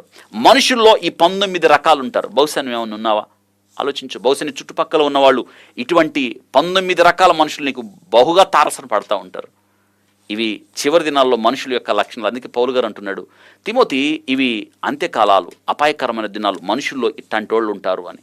చూసారా, మనుషుల్లో ఎటువంటి రకాలు ఉన్నారో వాటి విషయం మనం ఎంత అప్రమత్తంగా ఉండాలో పౌలు గారు తిమోతికి రాస్తూ వారి విషయం జాగ్రత్త, వారికి విముఖుడుగా ఉండు, వారి జోలికి వెళ్ళొద్దు, వారి దగ్గరికి వెళ్ళొద్దు. కాబట్టి మనుషుల్లో ఈ రకాలు ఉంటారని జ్ఞాపకం చేస్తున్నాం. 19 అంత్యకాలపు మనుషుల్లో కనిపించే రకాలు, వారిలో ఉన్న ఆ గుణాలు పౌలు గారు తేటతెల్లం చేసేశాడు. అటువంటి వారితో జాగ్రత్తగా ఉండు, వారితో కలవద్దు, వారితో విముఖుడుగా ఉండు అని జ్ఞాపకం చేశాడు. అయితే మనం మరికొన్ని విషయాలు గత 200 సంవత్సరాలకి వెనక మనం వెళ్తే, ఈరోజు నేను జ్ఞాపకం చేస్తున్నాను, ఒకనప్పుడు ప్రయాణాలు చేయాలంటే ఒకసారి ఆలోచించండి, ఉన్న ఏకైక సాధనం నడిచి వెళ్ళేవాళ్ళు బాటసారులు. అందుకే కదా మనం అశోకుడు పరిపాలన కాలంలో రోడ్డు పక్క చెట్లు నాటించాడు. ఎందుకంటే అనేక మంది బాటసారులు ప్రయాణంలో చెట్ల కింద పడుకోవడానికి. అశోకుడు అనగానే మనకు గుర్తొస్తుంది, చెట్లు నాటించాను, అతడు సత్రాలు కట్టించాడు, బావులు దవ్వించాడు అని అతని గొప్ప పరిపాలన గురించి మనం కొనియాడతాం కదా. మనకి నడక మీదే వెళ్ళేవాళ్ళు. అప్పుడున్న ప్రయాణ సాధనాలు లేదా ఉన్న ప్రయాణ సాధనాలు గుర్రాల మీద లేదా ఒంటెల మీద ప్రయాణాలు సాగించేవారు, లేదా సముద్రం యానం చేసేవాడు. సముద్రం మీద ఆ పడవలో ఓడలో వారికి ఉన్న వెసులుబాటును బట్టి సుదీర్ఘకాలం అలా ప్రయాణాలు చేసేవాళ్ళు. కానీ కాలం మారింది. దేవుడు ఈ చివరి దినాల్లోకి మనల్ని నడిపిస్తూ ఉన్నప్పుడు నిజమే చివరి దినాల్లో మనిషికి జ్ఞానం పెరిగిపోద్దని దానియేలు తన గ్రంథంలో రాసినట్టుగా బైబిల్ గ్రంథం రాయబడింది. ఏమిటంటే యెషయా గ్రంథం 31వ అధ్యాయం 5వ వచనంలో, పక్షులు ఎగురుచు తమ పిల్లను కాపాడినట్లు సైన్యములకు అధిపతి యెహోవా యెరూషలేమును కాపాడును, దాన్ని కాపాడుచు విడిపించుచును, దానికి హాని చేయక తప్పించును. వాస్తవంగా ఇది ప్రవచనం ఆత్మీయ అర్థంగా మనం ఆలోచించినప్పుడు ఇది పక్షులు ఎగురుచు తమ పిల్లను కాపాడినట్లు, పక్షులు ఎగురునట్టు. దీని ఆధారం చేసుకునే మనిషి విమానాన్ని కనిపెట్టాడు. మనందరికీ తెలుసు. Like birds flying about, like birds, పక్షులు ఎగిరినట్టు విమానాలు కనిపెట్టబడ్డాయి. నిజమే కదా. విమానాలు కనిపెట్టబడ్డం ఎప్పుడైతే విమానాలు కనిపెట్టబడ్డాయో ప్రపంచం యొక్క సరిహద్దులు చెరిపివేయబడ్డాయి. ఒక్కసారి ప్రపంచం ఒక్క చోటకు వచ్చినట్టు అనిపించింది. ఇది రాకడ సూచన. వాక్యంలో మనం చూస్తాం ప్రయాణ వేగం, ఆగమన వేగం, వాయువేగం అని రాయబడింది. వాయువేగం మనం చూస్తాం ఇక్కడ కదా. ఆలోచించండి, ప్రయాణ వేగాలు ఎంతగా మారాయంటే యోవేలు గ్రంథం ఈ మాటలు మీరు రాసుకోండి. యోవేలు గ్రంథం 2వ అధ్యాయం 3వ వచనం, వాటి ముందర అగ్ని మండుచున్నది, వాటి వెనక మంట కాల్చుచున్నది. ఏంటి? వాటి ముందర అగ్ని నడుచుచున్నది, వాటి వెనక మంట కాల్చున్నది. మీరు ఎప్పుడైనా స్పేస్లోకి షటిల్ పంపించేటప్పుడు, ఒక రాకెట్ని పంపేటప్పుడు ఇదే కదా, వాటి ముందర అగ్ని మండుచున్నది, మండుతుంటుంది, బగబగ మండుతుంది, అది పైకి ప్రొపెల్లర్ పైకి తీసుకెళ్తాయి దాన్ని. అదే ఇంధనం మండింది. ఎంత చక్కగా రాయబడింది యోవేలు గ్రంథం 2వ అధ్యాయం. వాటి వెనక మంట కాల్చుంది, మంట కాలేకుంది పైకి వెళ్తుంది. ఈ సూత్రం మీదే కదా. అవును కదా. 600 సంవత్సరాలకు ముందు గుర్రాలే సాధనాలు అయితే, నేడు చూడండి నేల మీద వేగం, నేల మీద, నీటి మీద, ఆకాశం మీద వాయువేగంతో, తెలుసా, వాయువేగంతో వెళ్ళే సూపర్ సోనిక్ విమానాలు వచ్చాయి. వాయువేగంతో వెళ్ళే విమానాలు పక్షుల వలె. అవును కదా. ఒక సెకనుకి 7 మైళ్ళ వేగంతో ప్రయాణం చేసే పలాయన వేగం 1969 సంవత్సరంలో అపోల్లో ఇదే వేగంతో గంటకు 25,200 కిలోమీటర్ల వేగంతో పంపించారు. ఇదే. వాటి ముందర అగ్ని మండుచున్నది, వాటి వెనక అగ్ని కాల్చుచున్నది. కాబట్టి పక్షులు ఎగిరినట్లు విమానయానం గురించి రాయబడ్డ దేవుడు చూడండి ఎంత గొప్పవాడో. ఈ యొక్క ర్యాకెట్ల గురించి, ఆ పంపే స్పేస్ షటిల్ గురించి దేవుడు ఎలాగా పరిశుద్ధ గ్రంథంలో రాయించాడో. 21వ సూచన, 21 సూచనకు వస్తున్నాం మనం. ఇది 20 విమానయానం గురించి, 20వ సూచన 21 కార్లు, మోటార్ బైకులు. ఇది మనకు ఆశ్చర్యం అవుతా ఉంటుంది. నహూము గ్రంథం 2వ అధ్యాయం 4వ వచనంలో, వీధుల్లో రథములు మిక్కిలి తొందరగా పోవుచున్నవి. గమనించండి, వీధులో రథములు మిక్కిలి తొందరగా పోవచ్చున్నది, రాజమార్గములో రథములు ఒకదాని మీద ఒకటి పడుచున్నవి, పరిగెత్తుచున్నవి, అవి దివిటీల వల్ల కనబడుచున్నవి, మెరుపు వల్లే అవి పరిగెత్తుచున్నవి. ఏమిటివి? వీధుల్లో రథములు మిక్కిలి తొందరగా పోయే కారులు, వీధుల్లో రథాలు, కార్లు, మోటార్ బైకులు, వేగంగా వెళ్ళే బస్సులు, ఇవే వీధుల్లో రథాలు. రాజమార్గములో వీధులు ఒకదానికొకటి ఓవర్టేక్ చేస్తున్నాయి, ఒకదానికొకటి పరిగెత్తుచున్నాయి. 1000 సంవత్సరాలకు ముందు రాశాడు, అవి దివిటీల వల్ల కనబడుచున్నవి, మెరుపు వల్లే అవి పరిగెత్తుచున్నాయి. ఆ లైటింగ్లో రాత్రిపూట దూరంగా పైకి వెళ్ళి చూస్తే, కొండ మీదకి వెళ్ళి చూస్తే మనకి కార్లు ఏం కనిపించవు, అవి దివిటీల్లాగా మెరుపు వల్లే వెళ్తాయి. ఇవి అంత్యకాలపు సూచన. ఇది కూడా, ఇదంతా కూడా 200 సంవత్సరాల నుంచి అభివృద్ధి చెందింది. 21వ సూచన కార్లు, మోటార్ బైకులు, ఇవి యంత్రాలు. ఇక 22వ సూచన అణు విద్యుత్ శక్తి, విద్యుత్ శక్తి, అణు విద్యుత్ అను ఆటమిక్ పవర్. ఇది కూడా బైబిల్ గ్రంథంలో రాయబడింది. 2 పేతురు పత్రిక 3వ అధ్యాయం 10వ వచనంలో, అయితే ప్రభు దినము దొంగ వచ్చినట్లు వచ్చును, ఆ దినమున ఆకాశంలో మహాధ్వనితో గతించిపోవును, పంచభూతములు మహావేండ్రముతో కరిగిపోవునట్టు పంచభూతములు మిక్కువంటి వేండ్రముతో లయమైపోవును, భూమి దాని మీద ఉన్న కృత్యములు కాలిపోవును అనే మాట మనం చూస్తాం. గమనించారా? ఇక్కడ కాలిపోవడం మహావేండ్రంతో. నేటి కాలం మనిషి కనిపెట్టిన అత్యంత పటిష్టమైన, శక్తివంతమైన, అదే సమయంలో ప్రమాదకరమైన విషయం ఏదైనా ఉందంటే అటామిక్ పవర్. నిజమే కదా.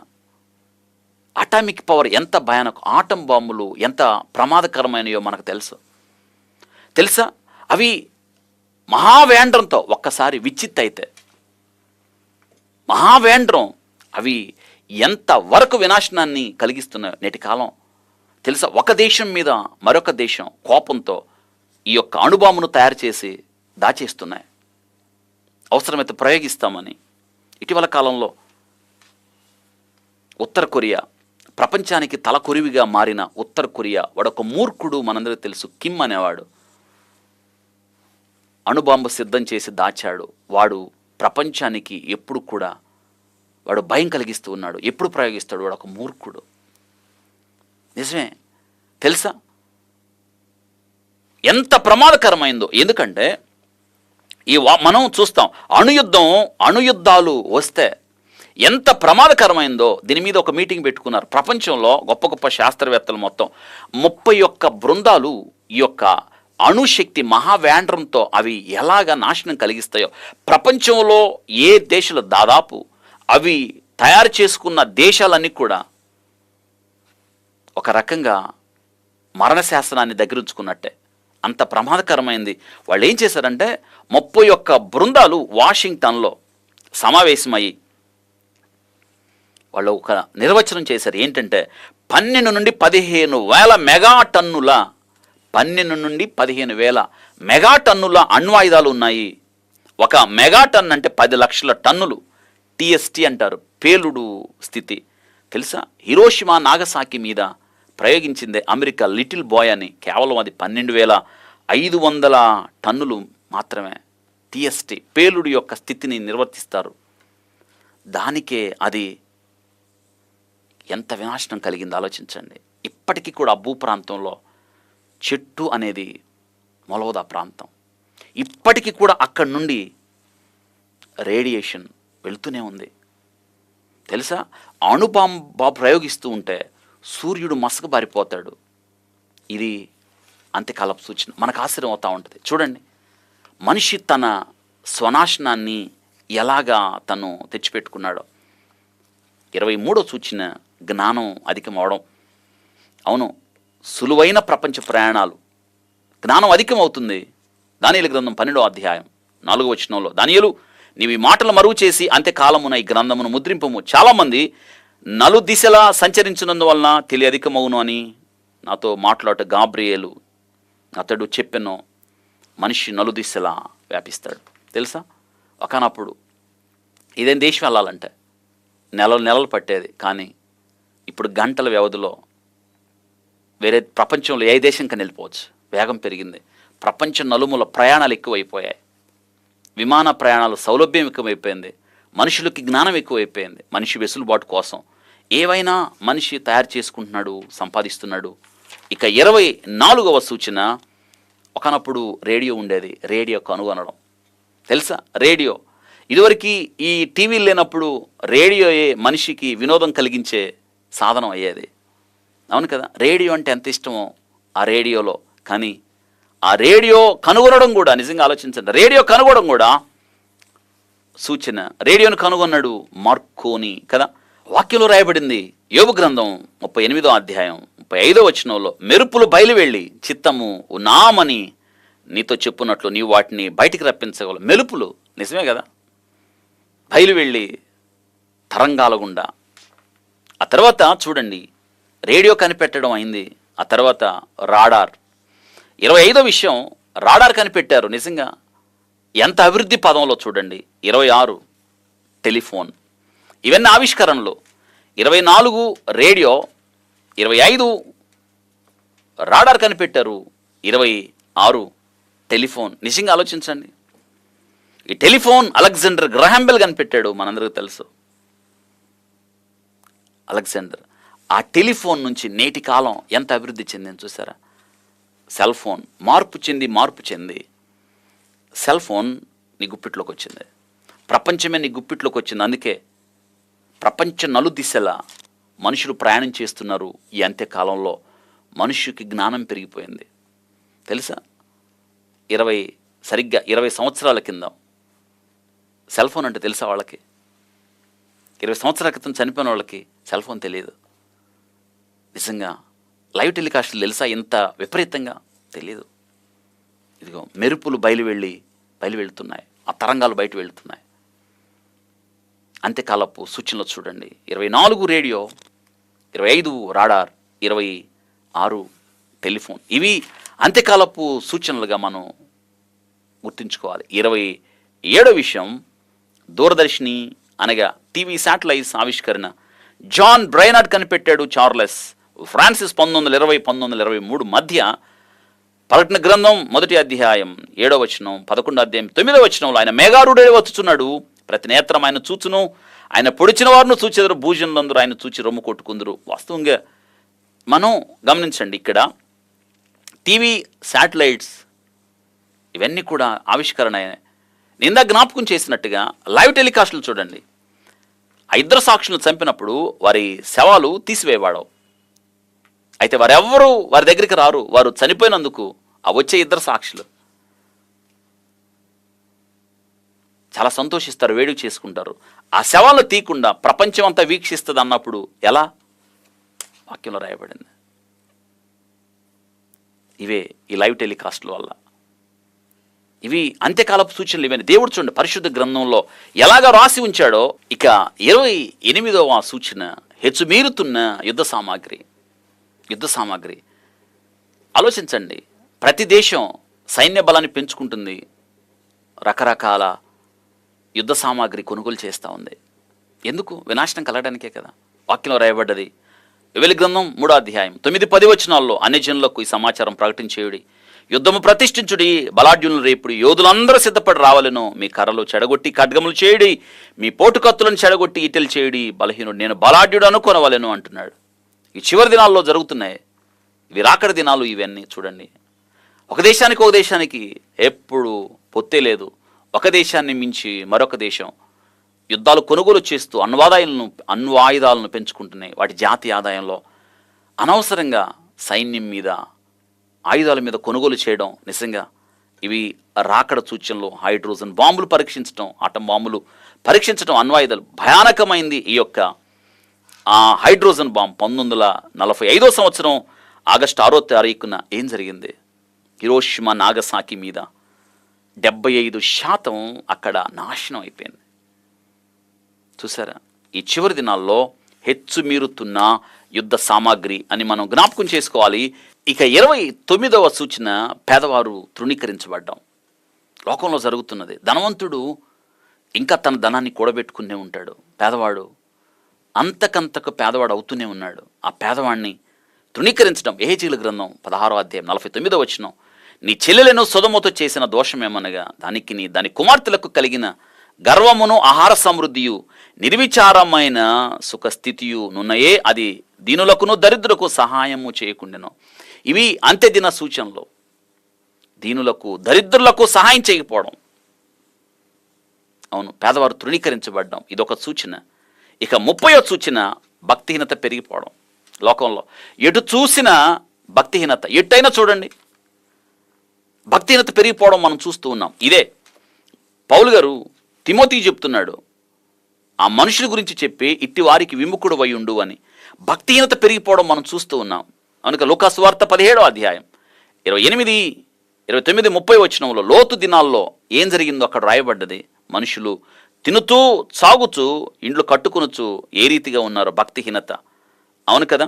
ఇక 31వ విషయం ఏమిటంటే వారంలో పని దినాలు తరిగిపోవడం చూస్తున్నాం మనం.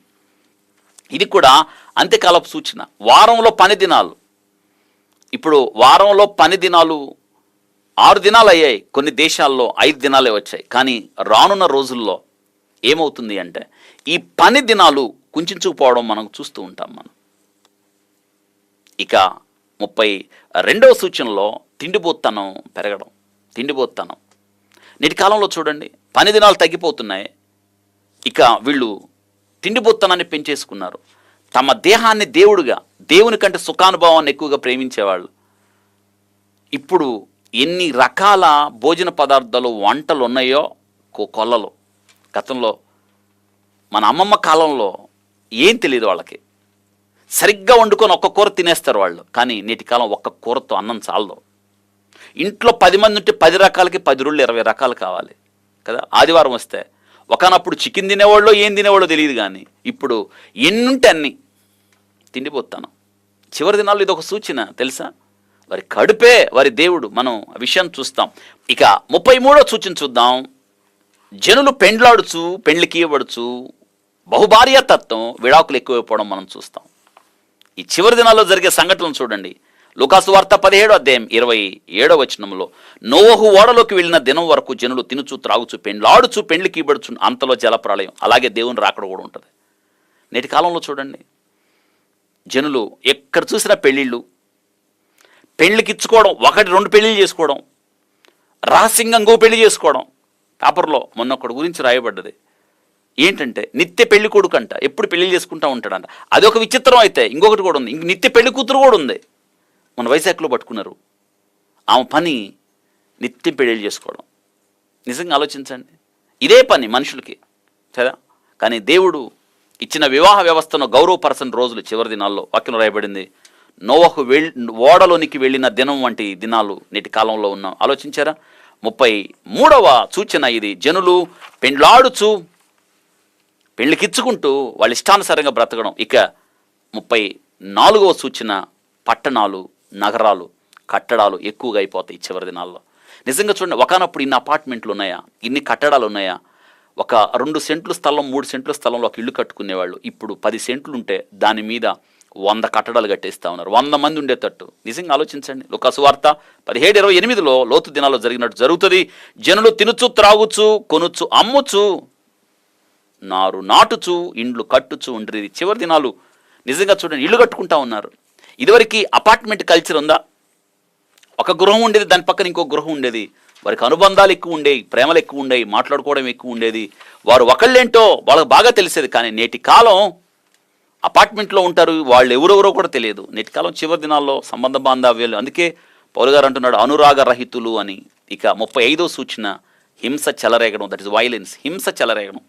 మత్తయి సువార్త 23:37 యెరూషలేమా యెరూషలేమా ప్రవక్తలను చంపుతూ నీ యొద్దకు పంపబడిన వారు రాళ్లతో కొట్టుచూ ఉండుదన్న కోడి తన పిల్లను రెక్కల కింద ఎలాగూ చేర్చుకున్నలాగు నీ పిల్లలను చేర్చుకున్న వాళ్ళు ఎన్నో మార్లు ఉంటిని, కానీ మీరు ఎన్నోళ్ళకు రాళ్లతో కొట్టడం. నేటి కాలం హింస, ఎక్కడ చూసిన హింస, దేశాల మధ్య, రాజ్యాల మధ్య, రాష్ట్రాల మధ్య. తెలుసా, ఒకళ్ళంటే ఒకళ్ళకు పడదు. హింస, దారుణమైన మారణహోమం సృష్టించబడుతుంది ఈ చివరి దినాల్లో. ఎన్ని పోలీస్ కేసులు తెలుసా? కోర్టుల్లో కేసులు, ఇక ఇప్పుడున్న కోర్టులు అది 10 రెట్లు పెంచిన కేసులు తీరడం వాళ్ళ వల్ల కాలేదని సుప్రీంకోర్టు ఇటీవల కాలంలో కేసులు తొందరగా తీర్చండి ఇవావో. మీరు ఎప్పుడైనా కోర్టు విషయాలు చూస్తే 7 ఏళ్ళ నుంచి వెళ్తున్నాం, 8 ఏళ్ళ నుంచి వెళ్తున్నాం, ఇంతవరకు తీరవయ్యి. తెలుసా, హింస చెలరైపోతూ ఉంటుంది. హింస ఒక్కసారి ఆలోచించండి, ఎంత హింస తెలుసా? పోలీసులకు చేతి నిండా పని, ఆర్మీ వాళ్ళకి చేతి నిండా పని, మనుషులు కొట్టుకోవడం, వాళ్ళ మీద దాడులు చేయడం, ఎంత భయానకమైన పరిస్థితి ఆలోచించండి. భూలోకం దేవుని సన్నిధిని చెడిపోయినట, భూలోకం బలత్కారంతో నిండిపోవడం దినాల్లో, నోవహు దినాల్లో ఎలా ఉందో ఆదికాండం 6:11-12 మనం చూస్తాం. ఇక 36వ సూచన, వివాహిక దేవుడు అనుసరించిన సూత్రాన్ని అగౌరవపరచడం, వివాహ బంధాన్ని అపహాస్యం చేయడం. నిజమే కదా, మనుషులు ఎలాగ పాడైపోయారో, ఎలాగ చెడిపోయారో మనం చూస్తాం. వివాహ ధర్మాన్ని పాటించకపోవడం, నరుడు ఒంటరిగా ఉండడం మంచిది కాదని దేవుడు ఎరిగి ఉండి కదా, కానీ మనుషులు ఎలా పాడైపోయారో ఆదికాండం 6వ అధ్యాయం మొదటి 2 వచనాలు, యెషయా గ్రంథం 4వ అధ్యాయం 1వ వచనం, మొదటి పేతురు పత్రిక 3వ అధ్యాయం 1వ వచనం, 5 వచనాల ప్రకారం నిజంగా మనిషి తన జీవితంలో ప్రాథమిక సూత్రాలు, దేవుడిచ్చిన కట్టడ మర్చిపోయి, నిబంధనను మర్చిపోయి, వివాహాన్ని అగౌరవపరిచి భార్యను విడిచిపెట్టి, అవును కదా, హోషే గ్రంథంలో దేవుడు వారికి తీర్పు తీరుస్తానన్నాడు. చివరి దినాల్లో ఎంత భయానకమైన పరిస్థితి. అమెరికాలో ప్రతి 100 మంది పిల్లల్లో 12 మంది పిల్లలకి, 12 మంది యునిసెఫ్ లెక్క ప్రకారం 12 మందికి వాళ్ళ తండ్రి ఎవరో తెలియదు. ఎంత దారుణమైన విషయం తెలుసా? అందులో ప్రతి 100 మంది పిల్లల్లో 18 మంది విడిపోయిన తల్లిదండ్రుల పిల్లలుగా బాధితులుగా ఉండిపోతున్నారు. అందులో 6 అటు తల్లి దగ్గరికి వెళ్ళలేక, తండ్రి దగ్గరికి వెళ్ళలేక నలిగిపోతూ ఉన్నారు. తెలుసా, వాళ్ళు విచ్చలవిడిగా ఇష్టమైతే ఉంటారు, కష్టమైతే మానిపోతారు, విడాకులు తీసుకోవడం. ఇటీవల కాలంలో ప్రపంచాన్ని నివేరపరిచిన వార్త ఏంటో తెలుసా? ప్రపంచంలో అధిక ధనవంతుడు బిల్ గేట్స్ తన భార్య లిండాతో విడాకులు ఇచ్చుకున్నాడు. వయసు ఎంత? ప్రపంచంలో ఆయన ధనికుడు, ఆయన వయసు ఎంత? అందరినీ ప్రభావితం చేయగలిగిన వ్యక్తి విడాకులు ఇచ్చాడంట. పేపర్లో అదేదో గొప్ప వార్తలుగా రాస్తూ ఉన్నారు. అతి ఖరీదైన విడాకులు అంటాయి. అదేంటో మరి నాకు తెలియదు. అంటే దాని అర్థం ఏంటంటే, విడాకులు తీసుకోవడం ద్వారా ఆమెకు అంత నష్టం చెల్లించాడు అనమాట. అతి ఖరీదైన విడాకులు. కానీ విడాకులను దేవుడు ద్వేషిస్తున్నాడు, ఇష్టపడ్డాయన. వివాహికం ఇది దేవుడు ఏర్పాటు చేసిన వ్యవస్థ, కానీ చివరి దినాల్లో దానికి విలువ ఉండదు. 37వ సూచన, విశ్వాస భ్రష్టత్వం ప్రబలడం, విశ్వాసం నుండి తగ్గిపోవడం, భ్రష్టత్వం రావడం. మత్తయి సువార్త 8వ అధ్యాయం 26వ వచనంలో అవును మనం చూస్తాం, అవిశ్వాసం పెరిగిపోవడం. విశ్వాసులు కూడా అల్ప విశ్వాసులుగా, అవిశ్వాసులుగా మారిపోవడం మనం చూస్తాం. కాబట్టి 37వ సూచన మనం విశ్వాస భ్రష్టత్వం. ఇక 38వ సూచన, వేషధారణతో కూడిన భక్తి. భక్తి ముసుగులో ఉండడం. మనం ఇందాక పౌలు గారు చెప్పాడా, మనం చదువుకున్నాం, భక్తి కలిగిన వారై ఉండి దాని శక్తిని ఆశ్రయించిన వారు.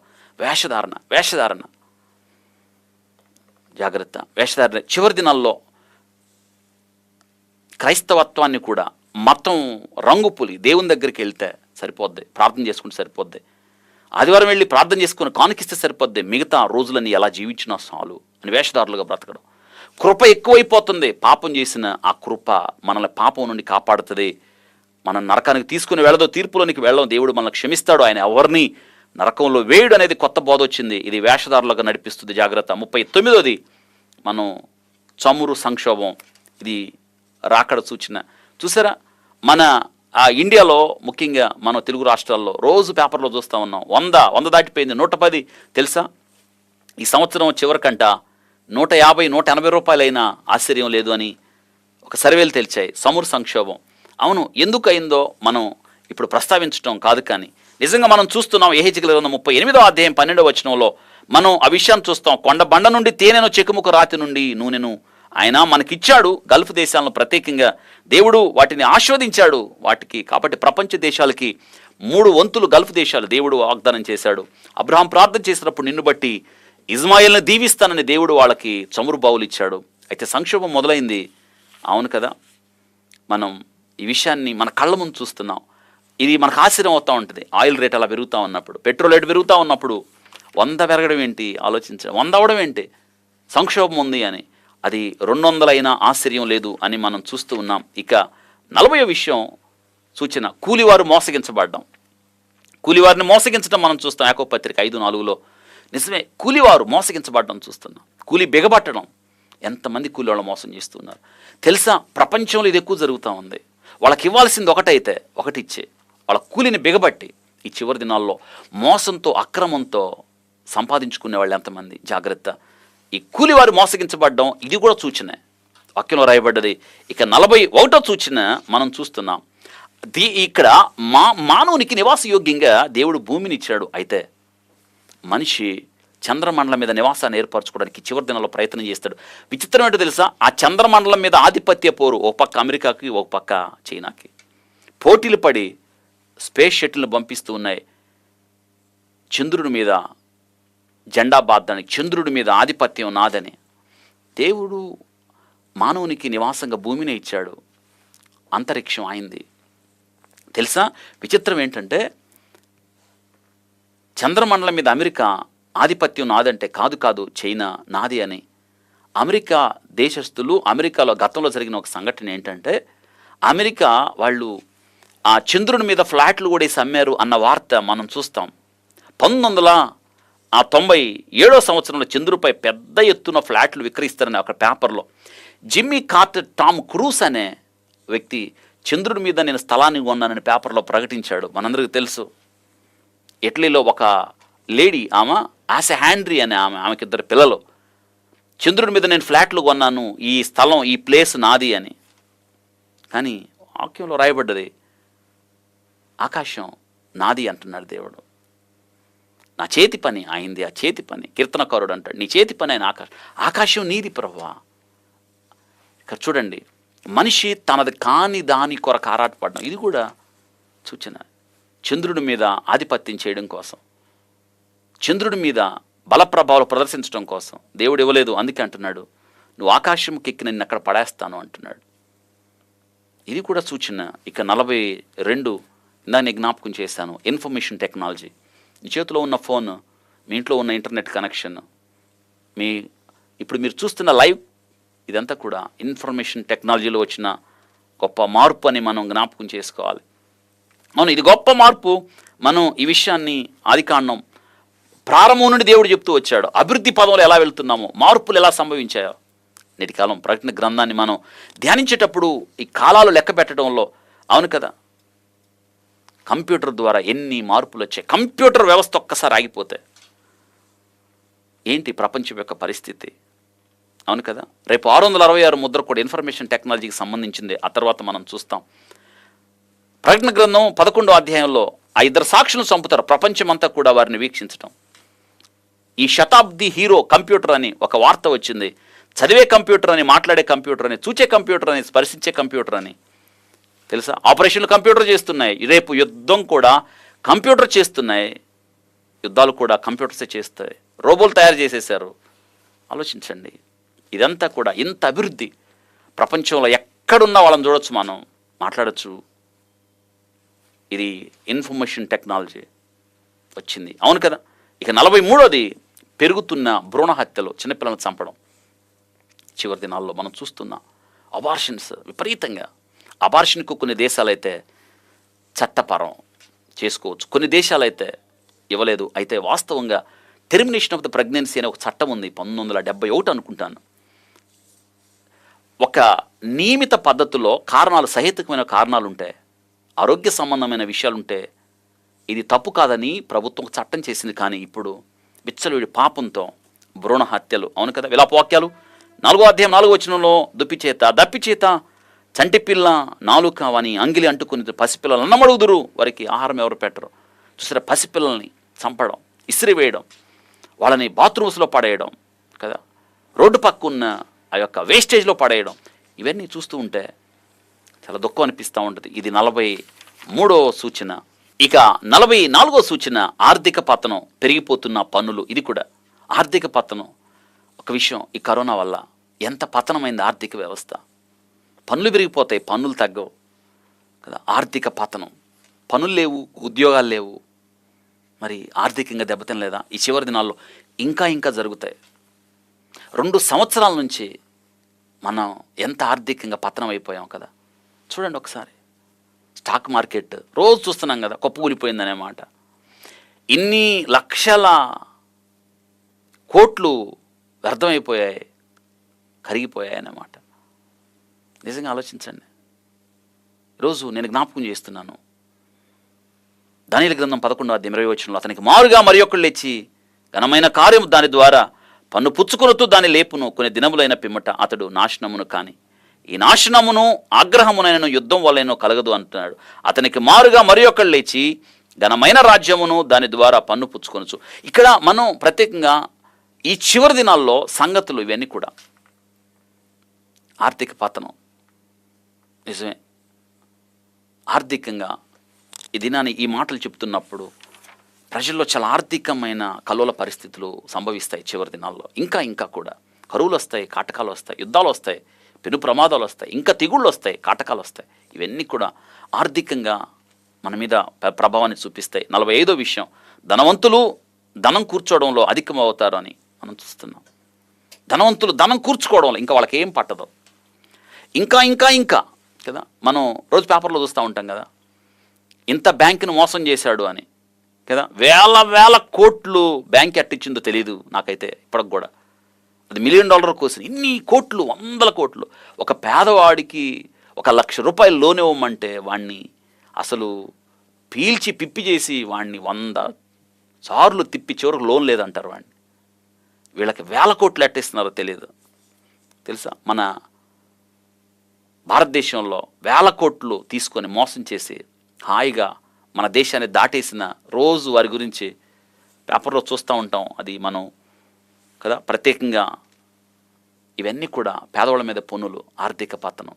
వాడు ధనాన్ని కూర్చుకుంటూనే ఉన్నాడు, కానీ ప్రభుత్వాలు ఏం చేయవు, వాళ్ళని ఏమి చేయలేవు వాళ్ళని. నిజమే కదా, నిజంగా బాధ అనిపిస్తూ ఉంటుంది. పేదవాడు ఇంకా పేదవాడిగానే ఉంటాడు, అయితే ఆ పేదవాడు ధన్యుడు. రాకడ దినాల్లో వాడు మరింత ధన్యుడు, ఎందుకంటే క్రీస్తు ప్రభు వచ్చేది వాళ్ళ కోసమే. కాబట్టి ధనవంతులకు ఒక హెచ్చరిక, యాకోబు పత్రిక 5:3లో, మీ బంగారము మీ వెండియు తుప్పు పట్టినవి, వాటి తుప్పు మీ మీద సాక్ష్యంగా ఉండి అగ్ని వలన మీ శరీరములను తినివేయును, అంత్యకాలమందు ధనమును కూర్చుకుంటేవి. ఇది వాళ్ళ పని. కానీ మనం క్రీస్తుని సంపాదించుకున్నాం, ఇంకా చాలు. కాబట్టి 46వది, ఆహారము కాని దానికి రోకలు ఇవ్వడం. నేటి కాలం అదేగా జరుగుతుంది. వ్యర్థమైన దానికి ఖర్చు పెట్టడం, ఆహారము కాని దానికి, ఆహారం కాని దానికి. 55వ అధ్యాయం 2వ వచనం మనం యెషయా గ్రంథంలో చూస్తాం. ఆహారము కాని దాని కొరకు రోకలు ఇచ్చిద్రి, సంతుష్టి కలగజేయని దాని కొరకు మీ కష్టార్జితం ఎందుకు వ్యయపరిచిద్రి అంటున్నారు. లోకంలో వ్యర్థమైన దానికోసం, ఒకసారి ఆలోచించండి, వ్యర్థమైన దానికోసం అనవసరమైన వ్యయం ఖర్చు చేసి ఘనతగా అనుకోవడం. నిజంగా ఇవన్నీ మనకి ఆహారము కాని దాని కొరకు. చూడండి, లోకంలో కొన్ని పెళ్ళిళ్ళు జరుగుతూ ఉంటాయి. అసలు ఆ ఖర్చు మామూలు ఖర్చా? ఆశ్చర్యం అవుతూ ఉంటుంది. విపరీతమైన ఖర్చులు, విపరీతంగా కదా. మనుషుల యొక్క జీవిత విధానంలో తేడా వచ్చింది. వారికి ఏదైతే ఆహారము కాదో, అనగా ఏదైతే వారి నిత్య జీవానికి నడిపించదో దాని కొరకు వాళ్ళు ఖర్చు పెట్టుకోవడం మనం చూస్తూ ఉన్నాం. ఇక 47వది, మనకి ఒకానప్పుడు ఈ విషయం తెలిసి చాలామంది నవ్వారు. అమ్మకానికి నీళ్లు కొనుక్కొని తాగాలా అని. ఇప్పుడు ఏమైంది? అలవాటైపోయాం. నీళ్లు కొనుక్కొని తాగడం మనకు అలవాటైపోయింది. నిజమే కదా? నీళ్లు అవి జలరాశులను దేవుడు ఇచ్చాడు, కానీ నీళ్లు కొనుక్కొని తాగుతున్నాం. ఇప్పుడు మనిషి చూడండి ఎలా అయిపోయాడో, ఆశ్చర్యం అవుతూ ఉంటుంది. నీళ్లు కొనుక్కొని తాగాలా అన్నారు. ఇప్పుడు అందరూ మామూలు నీళ్ళు తాగరు. మినరల్ వాటర్ అని, డబ్బాలని కదా, బాటిల్ అని, ప్యూరిఫైడ్ వాటర్ అని నీళ్లు కొనుక్కున్నారు. ఇది అంత్యకాలపు సూచన. ఇంకొక విచిత్రం ఏంటో తెలుసా? అమ్మకానికి గాలి 48వ సూచన. అన్ని లక్షల మంది ఎందుకు చనిపోయారు? గాలి లేక. తెలుసా? చాలా దేశాల్లో ఆక్సిజన్ క్లినిక్స్ వచ్చాయి. అనగా నిన్ను ఆఫీసు నుంచి వెళ్ళేటప్పుడు, ప్రత్యేకంగా ఢిల్లీలో కూడా వచ్చినాయి. ఢిల్లీలో ఇటీవల కాలంలో మనం చూసాం విపరీతమైన కాలుష్యం అని. వాళ్ళు ఏం చేస్తారంటే ఆఫీసు నుంచి వెళ్ళేటప్పుడు రోడ్ల పక్కే ఆక్సిజన్ క్లినిక్స్ ఉన్నాయి. నువ్వు వెళ్ళగానే నీకు ఒక బెడ్ ఇచ్చి నీ ముఖానికి ఆక్సిజన్ మాస్క్ పెడతారు. అంటే స్వచ్ఛమైన గాలి పీల్చుకుంటే నీ ఊపిరితిత్తులు, నీ రక్తం శుభ్రం అవుతుందని. నాకు జరిగిన సంగతి ఏంటది? గాలి లేకే కదా. నిజంగా ఆలోచించండి. గాలి లేదు. వాక్యంలో మనం చూస్తూ ఉన్నాం. 135వ కీర్తన 7, తన నిధుల్లో నుండి గాలిని ఆయన బయలుదేర చేయను. తన నిధుల్లో నుండి గాలి లేక మనుషులు చనిపోయారంటే నిజంగా హాస్పిటల్లో ఎంతోమంది చనిపోయారు. ఎంతోమంది తెలుసా, వాళ్ళకి పెట్టడానికి ఆక్సిజన్ సిలిండర్ లేవు. చెట్ల కింద చనిపోవడం నాకు తెలుసా. నాకు ఫోన్ చేసిన వాళ్ళు హాస్పిటల్కి తెచ్చేలోపు లేరు వాళ్ళు. ఇవన్నీ తలుచుకుంటా ఉంటే చివరి దినాల్లో మనం ఉన్నాం. అందులో అనుమానం ఏమీ లేదని జ్ఞాపకం. అన్ని వ్యాపారం చూసారా? లింగి నేల, నీరు, గాలి, అగ్ని, ఇవన్నీ పంచభూతాలు. అన్నీ దేవుడు మనకు ఉచితంగా ఇచ్చాడు. ఇవన్నీ క్రయ విక్రయాలకు వ్యాపారంలో పెద్ద భూమికను పోషిస్తూ ఉన్నాయి ఇవన్నీ కూడా. ఇక 49, ఆకాశ పక్షులు కాపురస్తులందరూ క్షీణించటం. హోషేయ గ్రంథం 4:3 ఆకాశ పక్షులు మనో కాపురస్తులందరూ క్షీణించటం. కాబట్టి దేశం ప్రలాపించుతున్నది, దాని పశువులు, ఆకాశ పక్షులు, కాపురస్తులందరూ క్షీణించుతున్నారు. నిజమే, ఆహారం లేదు పక్షులకి. మనిషి తన జీవితంలో తను చేస్తున్న దుర్మార్గపు పనులు, ఈ పంపిస్తున్న ఈ రేడియేషన్, తను వాడుతున్న మందులు, పొలాల్లో ప్రయోగిస్తున్న ఈ క్రిమి సంహారక మందులు పక్షులు లేకుండా చేస్తున్నాయి. పక్షులు క్షీణించిపోతున్నాయి. రోజువారీ జీవితంలో చూసి అనేక పక్షులు లేవు, పిచ్చుకలు లేవు, రేడియేషన్లో చాలా చనిపోయాయి. రాబందులు చనిపోతున్నాయి, పక్షిరాజు గద్దలు చనిపోతున్నాయి. రాబో తరానికి అవి ఏంటి అంటే బొమ్మల్లో చూపించడమే. ఒకవేళ క్రీస్తు రాకడ ఆలస్యం అయిపోతే నిజమే నశించిపోతున్నాయి. 50వ సూచన, అపాయకరమైన దినములు ఇవి. తెలుసా? వేదంలో కలవరాలు ఎక్కువైపోతాయి. మానవునికి కలవరాలు, దుఃఖం, భయం, ఆందోళన, కలవరం ఎక్కువైపోద్ది. అవును కదా? లూకాసు వార్త 21:25 మరియు సూర్యచంద్ర నక్షత్రములు సూచనలు భూమి మీద సముద్ర తరంగముల ఘోష వలన కలవరపడి జనములు శ్రమయు కలుగున వాడు కలవరపడుతున్నారు. నిజంగా ఆలోచించినప్పుడు ఇది కలవరం, అపాయకరమైన దినములు, ఇవన్నీ చూసినప్పుడు మనిషి గుండె చెదిరి కలవరపడుతూ ఉన్నాడు. నిజమే కదా? మనిషి తన జీవితంలో తను సంతోషంగా, ధైర్యంగా, ఆనందంగా ఉండగలుగుతున్నాడంటే ఏమీ లేదు. మనిషి కలవరపడుతున్నాడు అని వాక్యభావంలో చూస్తున్నాం. ఇది కూడా అంత్యకాలపు సూచన. ఇక 51వ సూచన, జనులు హితబోధను సహించక, అనగా దేవుని వాక్యాన్ని మనస్కరించని వారు. వారికి దేవుని వాక్యం అంటే ఇష్టం ఉండదు, కానీ కల్పన కథల వైపు తిరిగే కాలం వచ్చింది అని పౌలు గారు ఇదే తిమోతికి వ్రాస్తాడు. 4వ అధ్యాయం 3వ వచనం, 2 తిమోతి పత్రిక 4వ అధ్యాయం 3-4 వచనాలు. ఎందుకనగా జనులు హితబోధన సహించక దురద చెవులు గలవారై తమ స్వకీయ దురాశలకు అనుకూలమైన బోధకులను తమ కొరకు పోగు చేసుకుని సత్యము నాకు చెవినీయక కల్పన కథల వైపు తిరుగు కాలము వచ్చును అన్నాడు. వచ్చును, ఇది రాసి దాదాపు 1900 సంవత్సరాలు దగ్గర దాటిపోయింది. వచ్చును అన్నాడు, ఇప్పుడు వచ్చేసింది కదా. చూడండి, హితబోధ బైబిల్లో ఉన్నదున్నట్టు బోధిస్తే ప్రజలకు ఇష్టం ఉండదు. దేవుని వాక్యం ఎప్పుడు కూడా మనల్ని ఏం చేయాలి అంటే, వాక్యంలో రాయబడింది ఉపదేశించాలి. ఈ వాక్యం ఉపదేశించినప్పుడు ఖండించి గద్దించి బుద్ధి చెప్పడానికి. ఈ హితబోధ ఖండించి గద్దించి బుద్ధి చెప్పాలి. కానీ ప్రజలకు ఇష్టం ఉండదు. వాళ్ళకి కల్పన కథలు కావాలి, పిట్ట కథలు కావాలి, నవ్వు తెప్పించే కథలు కావాలి, ఆశీర్వాదాలు కావాలి. వాళ్ళకి ఖండించి గద్దించి బుద్ధి చెప్పే బోధ వద్దు. వాళ్ళు కల్పన కథలు, వాక్యం వద్దు వాళ్ళకి. లోకంలో విషయాలు కావాలి. భూమి మీద మీ కొరకు ధనం కూర్చుకోవద్దంటే వాళ్ళ బోధల్లో భూమి మీద మీ కొరకు అంత ధనం ఉంటుంది, మీకు ఆశీర్వాదాలు ఉంటాయి, మీకు ఇళ్ళు వస్తాయి, కారులు వస్తాయి, ఇవి కావాలి. కానీ పరలోక రాజ్య సంబంధమైన బోధ, నరకం ఉన్నదని సత్యం అన్న బోధ వాళ్ళకి వద్దు. కాబట్టి కల్పన కత్తల వైపు తిరిగే కాలం ఆ దినాల్లో వచ్చును అన్నాడు, వచ్చేసింది. ఇవి చివరి దినాలు. చూడండి, విచిత్రమైన బోధలు, అనవసరమైన బోధలు, వ్యర్థమైన బోధలు, క్రీస్తు చెప్పని బోధలు ఎన్నో చేసాయో చూడండి కదా. అక్కడికే జనం కానీ సత్యం కొరకు నిలబడిన వారి దగ్గరికి ఎవరు వెళ్ళరు. ఎందుకంటే వాళ్ళు మనుషులను సంతోషపెట్టేవాళ్ళు కాదు, దేవుని సంతోషపెట్టేవాళ్ళు. 52వ సూచన యుద్ధమును గురించి, యుద్ధ సమాచారమును గురించి వార్తలు మనం చూస్తాం. 24వ అధ్యాయం మత్తయి సువార్త 6వ వచనంలో యుద్ధమును గురించి, యుద్ధ సమాచారం గురించి వినబోతున్నారు, మీరు కలవరపడకూడదు. లోకంలో మనం పేపర్ చూస్తే ఎన్నో యుద్ధాలు, ఎక్కడో ఒక చోట యుద్ధం జరుగుతూనే ఉంది అని మనం జ్ఞాపకం చేసుకోవాలి.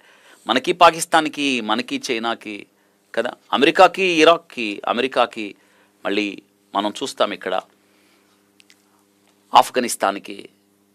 ఇలా ప్రతిసారి కూడా యుద్ధాలు జరుగుతూ ఉంటాయి. ఇజ్రాయెల్కి చుట్టుపక్కల ఉన్న దేశానికి, మొన్న ఇజ్రాయెల్కా పాలస్తీనాకి ఆ హమాస్ ఉగ్రవాదులు ఏ రీతిగా పన్నాగం పన్ని ఇజ్రాయెల్ దేశం మీద వాళ్ళు బాంబులు వేశారు మనకు తెలుసు. యుద్ధాలు జరుగుతూ ఉంటాయి. ఇక 53వ సూచన హెచ్చుమీరిపోతున్న మోసాలు, నేరాలు మనం చూస్తూ ఉన్నాం. మనుషులు వంచకులైపోయారు, లోకంలో చూస్తున్న పరిస్థితులు కదా. మనం దుర్జనులు, వంచకులు, మోసం చేయవారు వస్తున్నారు అని బోధకుల్లో కూడా తిమోతి పత్రికలో పౌలు గారు రాశాడు, పేతురు భక్తుడు కూడా రాస్తున్నాడు, ఇవి అంత్యకాలాలు, అబద్ధ బోధకులు వస్తారు అని మనం చూస్తూ ఉన్నాం. పెచ్చుమీరిపోతున్న మోసాలు, లోకంలో మోసాలు పెరిగిపోతున్నాయి, దగాకూర్తనం పెరిగిపోతుంది. కాబట్టి ఇవి చివరి దినాలు మనం చూస్తాం. ఇక ఆ తర్వాత 54వ సూచన సణుగువారు, తమ గతిని గూర్చి నిందించేవారు, సణుక్కునేవారు, తమ స్థితిని బట్టి బాధపడేవాళ్ళు, దుఃఖపడేవాళ్ళు లోకంలో ఎక్కువైపోతూ ఉంటారు. ఇతరులు నిందించేవాళ్ళు, తోలనాడేవాళ్ళు. యూదాపత్రిక 1వ అధ్యాయం 16వ వచనం, వారు తమ దురాశల చొప్పున నడుచుకొనచ్చు, లాభం నెత్తు మనుషులను కొనియాడుచు, సణుకు తమ గతిని గురించి నిందించేవారై ఉన్నారు. వారు తమ నోరు ఏం చేస్తుంది, డంబమైన మాటలు పలుకుతుంది. చివరి దినాల్లో యూదాపత్రిక ప్రకటన గ్రంథానికి వెళ్ళడానికి ముఖద్వారం లాంటిది. ఇది చదువుకున్న తర్వాత అందులోకి వెళ్ళాలి. అంత్యకాలంలో జరిగే సంగతులన్నీ కూడా అక్కడ రాయబడ్డాయి. ఇక 55వ సూచన అధికారులను ఎదిరించువారు, ప్రభుత్వాలు నిరాకరించువారు. ఈ చివరి దినాల్లో మనం చూస్తాం. 2వ పేతురు పత్రిక 2వ అధ్యాయం 10వ వచనంలో అధికారులని ఎదిరించువారు, ప్రభుత్వాలు నిరాకరించువారు, ప్రభుత్వాల మీద తిరుగుబాటు చేసేవాళ్ళని మనం ఈ చివరి దినాల్లో మనం చూస్తాం. ఇది కూడా అంత్యకాలపు సూచన. ప్రభుత్వాలన్నీ కూడా దేవుని చేత ఏర్పాటు చేయబడ్డాయి, అధికారాలన్నీ కూడా. కాబట్టి దేవుణ్ణేమో అధికారులకు లోబడి ఉండడం అనేది, కానీ చివరి దినాల్లో అధికారులకు లోబడకుండా ఉండడాన్ని మనం చూస్తాం, తిరుగుబాటుతనాన్ని చూస్తాం. ఇక 56వ సూచన ప్రేమ చల్లారిపోవడం, కుటుంబంలో పతనం అవుతున్న ప్రేమ బాంధవ్యాలు మనం చూస్తున్నాం. ప్రేమ చల్లారిపోవడం. మత్తయి సువార్త 24వ అధ్యాయం 10-12 వచనాల్లో తిమోతి పత్రిక పౌలు గారు ఇందాక అనురాగరహితులను చదువుకున్నాం కదా. ప్రేమ చల్లారిపోవడం, కుటుంబ సభ్యుల్లో ప్రేమ లేదు, భార్యాభర్తల్లో ప్రేమ లేదు, నిన్ను వలని పొరుగు వారిని ప్రేమించు అన్న విషయం ప్రజలు పూర్తిగా మర్చిపోయారు. ప్రేమ లేవు. ఇక 57వ సూచన సంఘము యొక్క నిలువెచ్చని స్థితి. చివరి దినాల్లో దేవుడు అంటున్నాడు, మనిషి కుమారుడు భూమి మీదకి వచ్చినప్పుడు నేను విశ్వాసం కనుగొను అనే మాట. చివరి దినాల్లో నిజంగానే ప్రకటన గ్రంథం 3:15లో నీ క్రియలను నేను ఎరుగుదును, నువ్వు చల్లగా లేవు, వెచ్చగా లేవు, నిలువెచ్చగా ఉన్నావు. నేటి యొక్క సంఘము యొక్క స్థితి అలాగే చూస్తున్నాం. మనం ఆ విషయాన్ని మనసును పెట్టుకొని మన జీవితాలు సరిచేసుకోవాలి. 58వ సూచన విశ్వాసము మరియు భక్తిలో తరిగిపోతున్న సంఘాలు క్షీణించిపోతున్నాయి. సంఘాల్లో ప్రేమ లేదు, విశ్వాసం లేదు, భక్తి లేదు, వాక్యానుసారంగా జీవించే జీవితాలు లేవు. అటువంటి బోధ చెప్పేవాళ్ళ దగ్గరికి వెళ్ళరు. సంఘాలు తరిగిపోతున్నాయని జ్ఞాపకం చేసుకోవాలి. మత్తయి సువార్త 24వ అధ్యాయం 12, లూకా సువార్త 9వ అధ్యాయంలో మనం చూస్తాం. కాబట్టి ఆ యోహాను సువార్త 6వ అధ్యాయం 66వ వచనంలో అవును కదా, నాగటి మీద చేపెట్టి వెనుతిరిగి చూడడం అనగా యేసుక్రీస్తును మరెప్పుడు కూడా వెనుకకు తిరిగి అనేకులు యేసుక్రీస్తును వెంబడించలేదని మాట మనం చూస్తూ ఉన్నాం. ఇది విశ్వాస జీవితం. నాగటి మీద చేపెట్టాం, వెనుతిరిగి చూడొద్దు అన్న మాట మనం జ్ఞాపకం చేసుకుంటాం. ఆలోచించండి. ఇక మనం ప్రేమ చల్లారిపోవడం. 59వ సూచన మత్తయి సువార్త 24:12 అక్రమం విస్తరించుడు చేత అంత్య దినాల్లో ప్రేమ చల్లారిపోతుంది అన్నమాట. ప్రేమ చల్లారిపోవడం, గత కాలంలో ఉన్న ప్రేమలు, గత కాలంలో ఉన్న బాంధవ్యాలు, ఆత్మ కలిగించు ఐక్యత నేటి దినాల్లో లేదు. ఇక 60వది ఆత్మ కుమ్మరింపు దినాలు. దేవుడి చివరి దినాల్లో, అంత్య దినాల్లో ఆత్మను కుమ్మరిస్తానని యావేలు గ్రంథం 2వ అధ్యాయం 28వ వచనంలో చెప్పాడు. తర్వాత నేను సర్వజనుల మీద నా ఆత్మను కుమ్మరింతును, మీ కుమారులు మీ కుమార్తెలు ప్రవచిస్తారు అని. ఇది చివరి దినాల సూచన. దేవుడు కార్యాన్ని కొనసాగిస్తూనే ఉన్నాడు. నిజమే, ఆయన ఈ చివరి దినాల్లో ప్రభు తన పరిచర్యను మరింత విస్తృతం చేస్తూ ఉన్నాడు. బూదిగంతముల వరకు సువార్త ప్రకటిస్తూనే నిరాటంకంగా ఈ యొక్క సాధనాల ద్వారా దేవుడు పరిశుద్ధాత్మ కార్యాన్ని జరిగిస్తూనే ఉన్నాడు. ఇదే ఆత్మ కార్యాలు జరిగించటం. 61వ సూచన, ఈ రాజ్య సువార్త సకల జనులకు సాధ్యార్థమై లోకమందట ప్రకటించబడుతున్న తర్వాత అంతం వచ్చునని. మత్తయి సువార్త 24:14 నిజమే కదా. ఒకనప్పుడు ఇంత సువార్త ఉందా? ఇప్పుడు ప్రతి మీడియా ద్వారా సువార్త ప్రకటించబడుతుంది. ఇది దేవుని యొక్క కృప. 62 సాతాను శక్తుల విజృంభణ. అవును, 24వ అధ్యాయం మత్తయి సువార్త మనం చూస్తాం. ఆ చివరి వచనాల్లో వాడు ఎలాగా విస్తృతమవుతున్నాడో పేతురు భక్తుడు కూడా జ్ఞాపకం చేస్తున్నాడు. మనం చూస్తాం ఆ మత్తయి సువార్త 24, 23, 24 వచనాల్లో పేతురు భక్తుడు చెప్పినట్టుగా 5వ అధ్యాయంలో వాడి కాలం కొంచెం వాడు గర్జించు సింహంలాగా ఎవరిని రింగుదునా అని. అవును, యేసుక్రీస్తు ఇక్కడే ఉన్నాడు, అక్కడ ఉన్నాడు అని ఎవరైనా మీరు చెప్తే మీరు మోసపోవద్దు అని. ఇది సాతాను వాడు కార్యాలు కొనసాగిస్తూ ఉన్నాడు. కాబట్టి 63వ సూచన, సూచక్రియలను మహత్కార్యములను జరిగించటం. చాలామంది క్రీస్తు పేరట చివరి దినాల్లో అబద్ధ బోధకులు అపవాది యొక్క శక్తి పన్నాగాన్ని వారు ప్రయోగిస్తూ గారడీలు చేస్తున్న సీమోన్లాగా వారు గారడీలు చేస్తూ సూచక్రియలు కార్యాలు సాతానుడు చేయనట్టుగా ప్రయోగాలు చేయిస్తూ ఉంటాడు వాళ్ళ చేత. ఎందుకంటే ఇదంతా వాడే వెలుగుదూత వేషం వేసుకొని. కాబట్టి వీటి ద్వారా మనం మోసపోకూడదు, జాగ్రత్త. ఇవి చివరి దినాల్లో జరుగుతూ ఉంటాయని మనం మర్చిపోవద్దు. 64వ సూచన, స్వాభావిక విరుద్ధమైన పాపాలు. యేసుక్రీస్తు వారు ఎప్పుడో చెప్పాడు యోధా పత్రిక 7వ వచనంలో, సొదొమ గొమొర్రాలో జరిగిన పాపం, స్త్రీలు స్వాభావిక ధర్మం, పురుషులు అమెరికాలో ఒక చట్టం కూడా తీసుకొచ్చింది. తెలుసు కొన్ని దేశాల్లో ఇది హోమోసెక్షువల్స్ ఇది చట్టబద్ధము అని. నిజంగా ఎంత భయానకమైనది ఆలోచించండి. స్వాభావిక విరుద్ధం. రోమపత్రిక 1వ అధ్యాయం 26వ వచనంలో కూడా దేవుడు తుచ్చమైన అభిలాషకు వారిని అప్పగించను. అందుకే సొడోమి అనే పదం సొదొమ గొమొర్రా జరిగిన పాపం. కాబట్టి మేల్ ప్రాస్టిట్యూషన్ భయానకం, ఇది హోమోసెక్షువాలిటీ, ఇటువంటివన్నీ మనం విన్నప్పుడు ఇవి చివరి దినాల్లో మరింత ఎక్కువగా పెరిగిపోతుంది. ఇవి లోతు దినాలు వంటి దినాలు అని మనం జ్ఞాపకం చేసుకుంటాం. 65వ సూచన, అబద్ధ ప్రవక్తలు. మత్తయి సువార్త 24:11 అనేకులైన అబద్ధ ప్రవక్తలు వచ్చి పలువురిని మోసగించారు. Falls profits. నిజంగా లోకంలో వీళ్ళు ఎక్కువ మంది అవుతున్నారు. ఇక 66 క్రీస్తు విరోధులు వస్తున్నారు. నేనే క్రీస్తునని మత్తయి సువార్త 24:5 అనేకులు నా పేరట వచ్చి క్రీస్తునని చెప్పుకుందరు. ఒక లెక్క, గత 150 సంవత్సరాల్లో నేనే క్రీస్తునని అక్షరాల 11,500 మంది 11,500 మంది వచ్చారంట. నిజంగా ఆలోచించండి, ఇంకా ఎంతమంది ఉన్నారో నేనే క్రీస్తునని చెప్పేవాళ్ళు. ఇక 67వ సూచన, భూకంపాలు జరుగుతాయని పరిశుద్ధ గ్రంథంలో రాయబడింది. మత్తయి సువార్త 24వ అధ్యాయం 8వ వచనం, లూకా సువార్త 21వ అధ్యాయం 11వ వచనంలో అక్కడక్కడ కరువులు, భూకంపాలు. ప్రపంచంలో నాటి నుండి నేటి వరకు కూడా ఎన్నెన్నో భూకంపాలు. ప్రతి శతాబ్దాన్ని బట్టి లెక్క పెడితే 15వ శతాబ్దంలో 115 భూకంపాలు ప్రసిద్ధి చెందినవి. 16వ శతాబ్దంలో 253, 17వ శతాబ్దంలో 378, 18వ శతాబ్దంలో 640. ఇలాగా భయానకమైన భూకంపాలు చివరి దినాల్లో జరుగుతున్నాయి. ఇక 68వ సూచన, తెగుళ్ళు మరియు అంటురోగాలు. నేటి దినాన జరుగుతున్న సంభవాలు మనకు తెలుస్తున్నాయి. 69 కరువులు, ఆహారపు కొరత రావడం మనం చూస్తున్నాం. 70 ఆకాశంలో భయం కొలిపే సూచనలు జరుగుతున్నాయని మనం జ్ఞాపకం చేసుకుంటాం. మత్తయి సువార్త 24వ అధ్యాయం 7వ వచనం, లూకా సువార్త 21వ అధ్యాయం 11వ వచనం, యావేలు గ్రంథం 2వ అధ్యాయం 30వ వచనంలో చూస్తాం. తెగుళ్ళు, అంటురోగాలు, కరువులు, ఆహారపు కొరత ఇవన్నీ కూడా చివరి దినాల్లో మనం చూస్తాం. ఇక 71వ సూచన, క్రైస్తవులకి హింసలు. అవును కదా, మత్తయి సువార్త 24:9 క్రైస్తవులకి హింసలు. నాటి నుండి నేటి వరకు కూడా క్రైస్తవులు ఎప్పుడు హింసించబడ్డాం చూస్తూనే ఉన్నాం.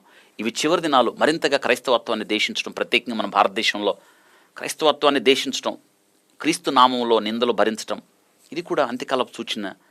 క్రైస్తవులు బహుగా ద్వేషించబడతారు. ఎన్నడూ లేనంత చర్చిల మీద దాడులు జరుగుతుంది, క్రైస్తవుల మీద, దేవుని సేవకుల మీద దాడి జరుగుతుంది. 72 పగ, ద్వేషం. ఈ చివరి దినాల్లో పగ ద్వేషం ఇది ఎక్కువ అయిపోద్ది. 24వ అధ్యాయం మత్తయి సువార్త 10, మార్కు సువార్త 13:9 ఈ పగ, ద్వేషం. 73 అక్రమం విస్తరించటం. మత్తయి సువార్త 24:12, 2 తిమోతి 3:1-5 వచనాల్లో ఈ అక్రమము ఎలా విస్తరించబడిందో చూస్తున్నాం. ఇక 74వ సూచన, యేసుక్రీస్తు రెండవ రాకడను అనేకులు విశ్వసించకపోవడం, ఎగతాళి చేయడం మనం చూస్తాం. 2 పేతురు పత్రిక 3వ అధ్యాయం 3-4 వచనాల్లో వాళ్ళు అంటారు, అంత్య దినాల్లో అపహాసకులు వచ్చి అపహసిస్తూ అంటారంట, తమ స్వకీయ దురాశల చేత చొప్పు నడుచుకొనుచు ఆయన రాకడ గురించిన వాగ్దానం ఏమైంది? పితరులు నిద్రించారు, ఆనాటి నుండి ఇప్పటిదాకా సమస్తం ఆరంభం ఉన్నట్టే ఉంది, ఇంకా దేవుడు రాలేదు, రాడు కదా ఆయన ఎగతాళి చేస్తారు. రెండవ రాకను విశ్వసించపోని వాళ్ళు ఎక్కువ వస్తారు. ఇది జ్ఞాపకం చేసుకోవాలి. ఇక 75వ సూచన యూదులు స్వదేశానికి రావడం. 70వ సంవత్సరంలో టైటస్ ఆ దేవాలయం మీద దాడి చేసి చెదరగొట్టబడిన తర్వాత యూదులు పారిపోయారు. అయితే దేవుడు వాగ్దానం చేశాడు. యెహెజ్కేలు గ్రంథం 37వ అధ్యాయం 21, 23 వచనాలు, జకరియా గ్రంథం 8వ అధ్యాయం 4వ వచనం, జకరియా గ్రంథం 12వ అధ్యాయం 6వ వచనంలో యూదులు స్వదేశానికి తిరిగి వస్తారని దేవుడు వాగ్దానం చేశాడు. వారు స్వదేశానికి వచ్చారు. ఒక రాజ్యంగా ఏర్పాటు చేయబడ్డది. ఇవి అంత్యకాలపు సూచనలు. యేసుక్రీస్తు రావడానికి ముందు ఇజ్రాయెల్ దేశం ఏర్పడడం. యూదుల పట్ల వ్యతిరేకత 76వ సూచన మత్తయి సువార్త 24:9, మార్కు సువార్త 13వ అధ్యాయం 9, 13 వచనాల్లో చూస్తాం. దీన్నే యాంటీ సెమిటిజం అంటారు. ఇది నాజీ నియంత హిట్లర్ ప్రతిపాదించిన పదం. అంటే వ్యతిరేకత, యూదులకు వ్యతిరేకత. నిజంగా ఆ యొక్క దేశం చుట్టూ ఉన్న అనేక ముస్లిమ్స్, ప్రపంచంలో తెల్ల దేశాలు యూదుల పట్ల వ్యతిరేకత. ఇక 77వ సూచన యూదులు కొత్త దేవాలయం కట్టడం. అవును, యూదులు కొత్త దేవాలయం కట్టాలి. ఎందుకంటే అది కూల్చివేయబడిన తర్వాత అక్కడ మసీదు కట్టబడింది. దాన్ని తీసేసి యూదులు ఆలయం కడతారు. అప్పుడు క్రీస్తు ప్రభు రాకడకు ప్రముఖమైన అది సూచన కనిపిస్తుంది. మత్తయి సువార్త 24వ అధ్యాయం 15వ వచనం మనం ఈ విషయాన్ని మనం ప్రత్యేకంగా చూస్తాం. కాబట్టి ఇక 78వ సూచన ఆకాశం తత్తరిల్లడం. యోవేలు గ్రంథం 2వ అధ్యాయం 10వ వచనంలో ఆకాశము అంతరిక్షము తిరుగుచున్న ఆ చెత్త టన్నుల కొద్దీ ఈ శాటిలైట్లు వెళ్ళి అక్కడ తత్తరేయడం, అక్కడ పరిస్థితులు మార్చివేయడం. తెలుసా, విపరీతమైన చెత్త పేరుకొని పోయిందంట. దాని గురించి ప్రపంచ దేశాలు ఎంతగా నివ్వెరపడుతున్నాయో, నక్షత్రాలు కాంతి తప్పుతున్నాయని, గతి తప్పుతున్నాయని. ఇవన్నీ మనం అంత్యకాలపు సూచనల కింద మనం చూస్తూ ఉన్నాం. ఇక 79వ సూచన ప్రపంచంలో ఇజ్రాయెల్ దేశంగా చెదరగొట్టబడిన యూదులు మొత్తం దేశంగా ఏర్పడడం. యెహెజ్కేలు గ్రంథం 38వ అధ్యాయంలో రాయబడింది. అదంతా అధ్యాయం చదవండి. 8వ వచనం 15, 16 వచనాల్లో 1948 మే 14న ఇజ్రాయెల్ దేశం ఆవిష్కరించబడింది. ఇది రాకడికి ప్రముఖమైన సూచన. ఇక మనం నేర్చుకోవాల్సిన ప్రాముఖ్యమైన సూచనల్లో 80వ సూచన ఇజ్రాయేలీలకి హింసలో. ఇజ్రాయేలీలు దేశం ఏర్పడిన తరువాత చాలామందికి ఇష్టం లేదు. ఆ దేశం లేకుండా చేయాలని, దాని చుట్టూ ఉన్న ముస్లిం దేశాలు నాశనం చేయాలని. తెలుసా, సద్దాం హుస్సేన్ అన్నాడు, అణుబాంబును ఇజ్రాయెల్ దేశం మీద వేసేస్తే నాకు హాయిగా ఉంటుంది అన్నాడు ఆయన. అవును, వాళ్ళు రాసుకున్నారు, అరబ్బులు, ముస్లిమ్స్, మన వెనక మన శత్రువు ఉన్నాడు, వాడే యూదుడు, వాడిని చంపేయండి అని వాళ్ళ గ్రంథాలు రాసుకున్నారు. అలాగే నిజంగా ఇజ్రాయెల్ దేశం చుట్టూ శత్రు దేశాలే. కానీ ఎవరేం చేయలేరు. ఎందుకో తెలుసా, దేవుడు దాన్ని కాపుదల్లా చేస్తున్నాడు. ఇర్మియా గ్రంథం 30వ అధ్యాయం 3-7 వచనాల్లో మనం అదే చూస్తాం. ఇక్కడ ఇర్మియా గ్రంథం 30వ అధ్యాయం 3-7 వచనాలు చూడండి. అక్కడ ఇజ్రాయెల్ దేశం ఏ రీతిగా దాని చుట్టూ ఉన్న శత్రు దేశాల నుండి ఎలా కాపాడబడుతుందో. 81వ సూచన చాలా దేశాలు, చుట్టుపక్కల ఉన్న దేశాలు మొత్తం కూడా ఈ యొక్క ఇజ్రాయెల్ దేశానికి వ్యతిరేకం. యెహెజ్కేలు గ్రంథం 38వ అధ్యాయం 1-6 వచనాల్లో అక్కడ ఇజ్రాయెల్ దేశానికి వ్యతిరేకం ఏమవుతాయి అంటే, ప్రత్యేకంగా రాయబడింది రోషు అని. రోషు అంటే రష్యా, మెషకు అంటే మాస్కో అని. అక్కడ నేను మళ్ళీ మీకు ప్రకటన గ్రంథం చెప్పేటప్పుడు ఏ దేశాలు వ్యతిరేకం అవుతాయో మూడో ప్రపంచ యుద్ధానికి ప్రత్యేకంగా అక్కడ 38వ అధ్యాయంలో రాయబడింది ఇజ్రాయెల్ దేశానికి ఎలా వ్యతిరేకం అవుతాయో. ఇవి కూడా అంత్యకాలపు సూచనలని మనం జ్ఞాపకం చేసుకోవాలి. ఇక 82వ సూచన తరిగిపోతున్న పురుషుల సంఖ్య. మీకు తెలుసా, పురుషులు తగ్గిపోతూ ఉన్నారు ప్రపంచంలో. చైనాలో ఇప్పటికే తగ్గిపోయి ఇప్పుడే అంటున్నారు తొందరగా అదివరకు ఒకళ్ళే కనాలి, ఇప్పుడు ఇంకా కనండి అంటున్నారు. యెషయా గ్రంథం 4వ అధ్యాయం 1వ వచనంలో రాయబడ్డది తరిగిపోతున్న పురుషుల సంఖ్య. ఇక 85ది శరీరమును ప్రేమించటం. ఫిలిప్పీ పత్రిక 3:9లో వారి కడిపే వారి దేవుడు, శరీరాన్ని ఎక్కువ ప్రేమించేవాళ్ళు. ఇది అంత్యకాలపు సూచన. 86 యెహెజ్కేలు గ్రంథం 37:15-22లో మనం చూస్తాం. ఇక్కడ ఇజ్రాయెల్ దేశం 2 ముక్కలు అవడం. మొట్టమొదటి రాజు సౌలు, ఆ తర్వాత దావీదు, ఆ తర్వాత సొలొమోను కుమారుడు రెహబాము. ఆ రెహబాము కాలం 2 ముక్కలైంది. యూదా గోత్రము దక్షిణానికి వచ్చింది, ఇజ్రాయెల్ దేశం 10 గోత్రాలు ఉత్తరానికి వెళ్ళి, కానీ ఈ 2 కలుస్తాయని అవే కలిసి ఒక రాజ్యంగా ఏర్పడ్డాయి. యెహెజ్కేలు గ్రంథం 37వ అధ్యాయం 15-22 వచనాలు చూస్తాం. 87 సూచన యెరూషలేము అందరితో తొక్కబడుతుంది, అందరూ యెరూషలేముకు వ్యతిరేకులు అవుతారని మనం చూసాం. ఇది నెరవేరింది కూడా. లూకాసు వార్త 21-24లో మనం చూస్తాం. ఇది ఎలా జరిగింది అంటే, మనం ప్రత్యేకంగా క్రీస్తు శకం 70వ సంవత్సరంలో టైటస్ దేవాలయాన్ని పాడు చేసి చెదరగొట్టాడు. ఇది జ్ఞాపకం చేసుకోవాలి. కాబట్టి దేవుడు వారిని ఒక దేశంగా సమకూర్చాడు. కానీ క్రీస్తు 1967లో ఇజ్రాయెల్ దేశం 6 దినాలు యుద్ధం చేసి తిరిగి అది పట్టు సాధించింది దేశం ఏర్పడిన తర్వాత. ఇది సూచన. 88 ఇజ్రాయెల్ దేశం చుట్టూ ఉన్న శత్రు దేశాల కూటమిగా ఇజ్రాయెల్ దేశానికి శత్రువులుగా మారతారు. అదే కదా, దాని చుట్టూ ఉన్న వాళ్ళు కూడా శత్రువులుగా మారతారు. కానీ ఇజ్రాయెల్ దేశాన్ని ఏమీ కూడా చేయలేరు. జకర్యా గ్రంథం 12వ అధ్యాయం 2వ వచనంలో ప్రత్యేకంగా రాయబడింది. కీర్తనకారుడు రాస్తున్న 83వ కీర్తన 4-8 వచనాల్లో ముస్లిమ్స్ అంటే ప్రమాణం చేస్తారు. ఏమనంటే, O Muslim, there is a Jew hiding behind me, so kill him immediately అని వాళ్ళ గ్రంథాల్లో రాసుకున్నారు. అది తెలుసు, చంపేయండి వాళ్ళని. ఇది సాహిహల్ బుఖారి వాల్యూమ్ 4bలో రాయబడింది. 177వ పేజీలో రాయబడింది ఈ విషయం. O Muslim, there is a Jew hiding behind me, so kill him immediately. వాళ్ళ ద్వేషం చూడండి ఎలా ఉందో. ఇది పరిశుద్ధ గ్రంథంలో రాయబడింది. వాళ్ళంటే ద్వేషం. 89 యెరూషలేము చుట్టూ ఉన్న దేశాలకి వాళ్ళు భయకారణం అవుతారు. వీళ్ళు అన్ని దేశాలు చుట్టూ శత్రు దేశాలు ఉన్న ఇజ్రాయెల్ దేశాన్ని ఏం చేయలేరు. మొన్న అదే జరిగింది. జకర్యా గ్రంథం 12:2లో దాని మీద హమాస్ ఎంతగా దాని మీద బాంబులు ప్రయోగించిన ఆ దేశాన్ని ఏమి చేయలేపారు. దాని ఐరన్ డోమ్, దాని టెక్నాలజీ ప్రపంచం నివ్వెరపోయింది. ప్రపంచానికి భయం. ఇది మనం జ్ఞాపకం చేసుకోవాలి. ఇక 90వ సూచన, యెరూషలేము ఇతర దేశాలకు ఒక భారంగా ఉంటుందని జకర్యా గ్రంథం 12:3లో. అవును, రోజు పేపర్లో చూస్తాం. ఇజ్రాయెల్ దేశం అంటే భయం. ఎప్పుడు దాని గురించే వార్తలు తెలుసా? చాలా కాలం క్రితం యునైటెడ్ నేషన్స్ ఆఫ్ ఆర్గనైజేషన్ ఒకటి, వాటికన్ సిటీ రోమ్లో, ఇవన్నీ కలిసి ఇజ్రాయెల్ దేశాన్ని ఇలా కాదు, దీన్ని ఏం చేద్దామంటే ఇంటర్నేషనల్ సిటీగా మారుద్దాం అనుకున్నారు. ఈ గొడవంతా లేకుండా పోద్దని.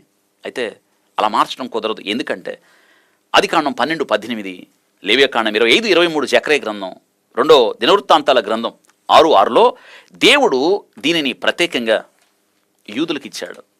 ఎవ్వరి వల్ల కాదు. 91 టర్కీ దేశం ఇజ్రాయెల్ దేశానికి వ్యతిరేకంగా పోరాడుతుందని రాయబడ్డది. మనం అది జ్ఞాపకం చేసుకోవాలి. టర్కీ దేశం ఎహెజ్కేలు గ్రంథం 38వ అధ్యాయంలో రాయబడింది. 2002వ సంవత్సరంలో టర్కీని ముస్లిం దేశాలకు అది ప్రతినిధిగా వ్యవహరించింది. ప్రో ఇస్లామిక్ పార్టీకి అది ఈ ముస్లిం కంట్రీస్ అన్ని కలిసి నిన్నగాక మొన్న పాలస్తీనాతో జరుగుతున్న, హమాస్తో జరుగుతున్న ఈ యొక్క పోర్లో దానికి అవసరం లేకపోయినా టర్కీ వచ్చి పాకిస్తాన్తో కలిసి ఈ రెండు కలిసి మనందరం ఐక్యంగా ఇజ్రాయెల్ దేశం మీద పోరాడదామని పిలుపునిచ్చింది. కానీ అది ఎందుకో విఫలమైంది. వారు తెలుసు ఇజ్రాయెల్తో పెట్టుకుంటే ఏమవుతుందో తెలుసు. ఇక 92 ఇరాన్, సూడన్, లిబియా, పర్షియా, ఇవన్నీ కూడా ఇరాన్, సూడాన్, లిబియా ఇవన్నీ కూడా రష్యాతో కలుస్తాయి రేపు యుద్ధంలో. ఇది ఇంకా జరుగుతుంది. ఇది కూడా ఒక ప్రవచనం. కానీ వాటి మధ్య ఐక్యత అనురాగాలు ఎంతగా ఉన్నాయో మనం చూస్తాము. ఇవన్నీ యాంటీసెమిటిక్ నిదానంతో, అనగా ఈ యొక్క యూదులను ద్వేషించండి. Iran, Sudan, Libya. మనం ఇరాన్ని అక్కడ మీరు చదివే అధ్యాయంలో చదవండి. ఎహెజ్కేలు గ్రంథం 38లో ఇరాన్ని పర్షియా అని ఉంది. పర్షియా అంటే ఇరాన్ అని, కూషు ఇదే, సూడన్ని కూషు అన్నాం మనం అక్కడ, పూతు అంటే లిబియా అని. కాబట్టి అవన్నీ కూడా యూదులకు వ్యతిరేకంగా. 93వ సూచన, హిబ్రూ భాష పునరుద్ధరించబడుతుంది. క్రీస్తు 70వ సంవత్సరంలో దేవాలయం మీద దాడి చేసి యూదుల మీద యుద్ధం చేసి అనేక మందిని చంపిన తర్వాత యూదులు చెదిరిపోయారు. కానీ 1948వ సంవత్సరంలో యూదులు తిరిగి సమకూర్చబడిన తర్వాత యూదులకి ఈ యొక్క హిబ్రూ భాష అధికారిక భాషగా గుర్తించబడింది. ఇది మనం జ్ఞాపకం చేసుకోవాలి. జెఫన్యా గ్రంథం 3:9, యెషయా గ్రంథం 19-18 వచనాల ప్రకారం. 94 ఇజ్రాయెల్ దేశం ఒకనప్పుడు ఎడారి, కానీ ఇప్పుడు ప్రపంచ దేశానికి అది ఫలాలు అందిస్తూ ఉంది. ఎడారిలో వాళ్ళు శ్రేష్టమైన ఫలాలు పండిస్తున్నారు, ప్రపంచ దేశాలకు అందిస్తున్నారు. దాని టెక్నాలజీ ప్రపంచం నివిరిపోయింది. ప్రపంచంలో అనేక దేశాలు ఈ యొక్క టెక్నాలజీని నేర్చుకుంటున్నాయి. కాబట్టి యెషయా గ్రంథం 27:6, 35 యెషయా గ్రంథం మొదటి 2 వచనాల్లో మనం అదే చూస్తాం. ఎడారిలో వారికి దేవుడు ఎంత శ్రేష్టమైన ఫలాలు ఇచ్చాడో మనకు తెలుసు. 95 ఇజ్రాయెల్ దేశం ఆర్థికంగా సంపన్న దేశం అవడం, ఎడారిలో వారు వారి పైన సాగించారు. నేటి దినాన ప్రపంచం ఆర్థిక శక్తి ఎదిగింది. ఎహెజ్కేలు గ్రంథం 38వ అధ్యాయం 12-13 వచనంలో చూస్తాం. ఇక 96వ సూచన, ఇజ్రాయెల్ దేశంలో ఆ తూర్పు ఎహెజ్కేలు గ్రంథంలో మనం చూస్తాం. ఎహెజ్కేలు గ్రంథం 44వ అధ్యాయం మొదటి 3 వచనం, తూర్పు తట్టు చూచువారికి అక్కడ ఒక గుమ్మము మార్గము ఉంది, అది మూయబడి ఉంది. రేపు యేసుక్రీస్తు వారు వచ్చేటప్పుడు ఆయన ఆ గుమ్మం గుండా యెరూషలేముకు వస్తాడు. ఎహెజ్కేలు గ్రంథం చాలా అద్భుతమైన విషయం. ఎహెజ్కేలు గ్రంథం 44వ అధ్యాయం మొదటి 3 వచనాల్లో ఆ తూర్పు వైపు ఉన్న ఆ గుమ్మం మూసివేయబడి ఉంది, అది ఎవరు తెరవలేరు. రేపు యేసయ్య వస్తాడు. ఆ మూయబడి ఉన్న తూర్పు గుమ్మం రాకడకు సూచన. దాన్ని ఎవరు తెరవలేరు, అది ఎప్పుడు మూయబడే ఉండాలి. ఇది మనం జ్ఞాపకం చేసుకోవాలి. ఇక 97వ సూచన, మనం ప్రజల్లో పెరుగుతున్న అద్భుతంగా వారి యొక్క జీవన ప్రమాణాన్ని పెంచుకోవడం. మనిషి ఆర్థికంగా ఎదిగిపోయాడు, తన కొరకు సౌలభ్యాన్ని చాలా చాలా వసతులు ఏర్పాటు చేసుకున్నాడు. మనం ఆ విషయాన్ని చూస్తాం. అవును, ప్రకటన గ్రంథం 3వ అధ్యాయం 17వ వచనంలో ఆ విషయాన్ని చూస్తాం. మనిషి ఎంతగా తనకు వెసులుబాటు కల్పించుకున్నాడో. ఇది కూడా చివరి దినాల్లో దేవుని కన్నా సుఖానుభవాన్ని ఎక్కువగా ప్రేమించేవారు. 98వ విషయాన్ని చూస్తాం. 98లో యేసుక్రీస్తు ప్రభువారు 24వ అధ్యాయంలో మత్తయి సువార్తలో ఆయన ఉపమానాలు చెప్పాడు. ఆ ఉపమానంలో మొదటి ఉపమానం అంజూరపు చెట్టు గురించి చెప్పాడు. మత్తయి సువార్త 24:32-35 వచనాల్లో అంజూరపు చెట్టు అది లేతదై చిగుర్చినప్పుడు అంజూరపు చెట్టు ఇశ్రాయేలు సూచన, వారు క్రీస్తునందు విశ్వాసం ఉంచుతారు. ఇది రాకడకు గుర్తుగా మనం చూస్తాం. ఇక 99ది చెప్పిన ఉపమానం నోవహు దినాలు. భూమి మీద జరుగుతున్న సంఘటనలు, భూమి బలాత్కారంతో నిండడం, దేవునికి లోపడకపోవడం, మనుషులు దేవుడు అంటే భయం లేకపోవడం, తినడం, తాగడం, పెళ్లి చేసుకోవడం, పెళ్లికిచ్చుకోవడం, నోవహు దినాలు. ప్రభు చెప్పిన ఉపమానం మనం చూస్తాం 24వ అధ్యాయం 37-38 వచనాల్లో. ఇక 100వ సూచన, ఇద్దరు సేవకులు నమ్మకమైన సేవకుడుగా ఉండాలని. ఒకడేమో నమ్మకం లేడు, ఒకడేమో బడా నమ్మకమైన దాసుడుగా ఉండాలని. దేవుడు మనలో నమ్మకత్వం చూడాలని ప్రభు చెప్పాడు. అంటే నమ్మకం లేని వాళ్ళు ఎక్కువైపోతున్నారు. మత్తయి సువార్త 24వ అధ్యాయం 45-51 వచనాల్లో ఇది 100వ సూచన ఉంది. ఇక 101వ సూచన చాలా కీలకమైంది. ఇది European union global economic system. దానియేలు చూసిన ఆ దర్శనంలో మనం చివరికి వచ్చేటప్పటికి మట్టి, ఇనుము, పొసకంది 10 ఏళ్ళు. ఈ 10 ఏళ్ళు 10 మంది రాజులుగా మనకు కనిపిస్తారు. వీళ్ళందరూ కలిసి ఒక సమాఖ్యగా ఏర్పడి వారి మీద అధికారం ఒక వ్యక్తికి అప్పగిస్తాడు. ప్రపంచ అధినేతగా వాడే క్రీస్తు విరోధిగా రూపొందుతాడు. ఇదే యూరోపియన్ గ్లోబల్ ఎకనామిక్ సిస్టమ్ మత్తయి. మనం ఈ విషయాన్ని జ్ఞాపకం చేసుకుంటాం. మత్తయి సువార్త 24లో మనం చదివినప్పుడు, ప్రకటన గ్రంథం 13వ అధ్యాయం 16-17 వచనంలో చూసినప్పుడు. కాబట్టి ప్రపంచ సమాఖ్య ఏర్పడబోతుంది, ఇంకా ఏర్పడబోతుంది.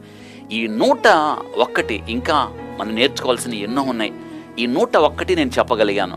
ఇంకా మీరు చదవగలిగితే, ధ్యానం చేయగలిగితే, దేవుడు ఇవన్నీ కూడా యుగాంతపు సూచనలుగా మనకు నేర్పిస్తూ ఉన్నాడు ఆయన. ఇంకెన్నున్నాయి చూడండి. 101 మనం నేర్చుకోగలిగాం. ఇంకా బైబిల్ ధ్యానించగలిగితే దేవుడు మరింత ఎక్కువగా మీకు యుగాంతపు సూచనలు ఇవన్నీ ఎందుకు దేవుడు చెప్పాడంటే సిద్ధపాటు కలిగి ఉండమని. ఇంకా నీ జీవితంలో యేసుక్రీస్తును సొంత రక్షకుడిగా అంగీకరించకపోతే ఇప్పుడే యుగాంతపు సూచనలు విన్న నీవు భయముతో, భక్తితో ప్రభు పాదాల చెంతకొచ్చి, ప్రభువా నువ్వు ఇంకా రక్షణ పొందిన పాపిని, ప్రభువా నీ సిలువ రక్తంలో నన్ను కడిగి నీ బిడ్డగా చేసుకో. ఒకవేళ రక్షణ పొందిన వ్యక్తి అయితే ఈ సూచనలన్నీ నీ కళ్ళ ముందు, నీ ముందు దేవుడు ఉంచాడు కదా, నీ వినికిడిలో మాట్లాడాడు. సిద్ధపాటు కలిగి ఆయన రాకడ కొరకు ఎత్తబడే వ్యక్తిగా ఉండాలని ప్రభు ఈ వాక్యం ద్వారా మన జ్ఞాపకం చేస్తున్నాడు. తలదించండి, ప్రార్థన చేద్దాం. పరిశుద్ధుడా స్తోత్రాలు, మీరు ఇచ్చిన వాక్యమును బట్టి యుగాంతపు సూచనలు 101 మేము తెలుసుకోగలిగాం. ఇవన్నీ మేము విన్నప్పుడు ప్రభా, పరిశుద్ధ గ్రంథాన్ని మీరు మాకు ఇచ్చారు ప్రభా. జరుగుతున్న సంభవాలని మా కళ్ళ ముందు మీరు నేర్పించారు ప్రభా. ఎంత జాగ్రత్తగా మేము సిద్ధపాటు కలిగి ఉండాలో ఈ దినాన్ని మాకు నేర్పినందుకు స్తోత్రాలు. వాక్యం విన్న ప్రతి బిడ్డ ప్రభా, ఇంకెవరైతే రక్షణ పొందలేదు ఇప్పుడే మిమ్మల్ని అంగీకరించడానికి సహాయం చేయండి. రక్షణ పొందిన వారి విశ్వాస జీవితంలో స్థిరపడి మీరు ఆకడ కొరకు సిద్ధపాటు కలిగి ఎత్తబడే సంఘంలో ఉండడానికి సహాయం చేయండి.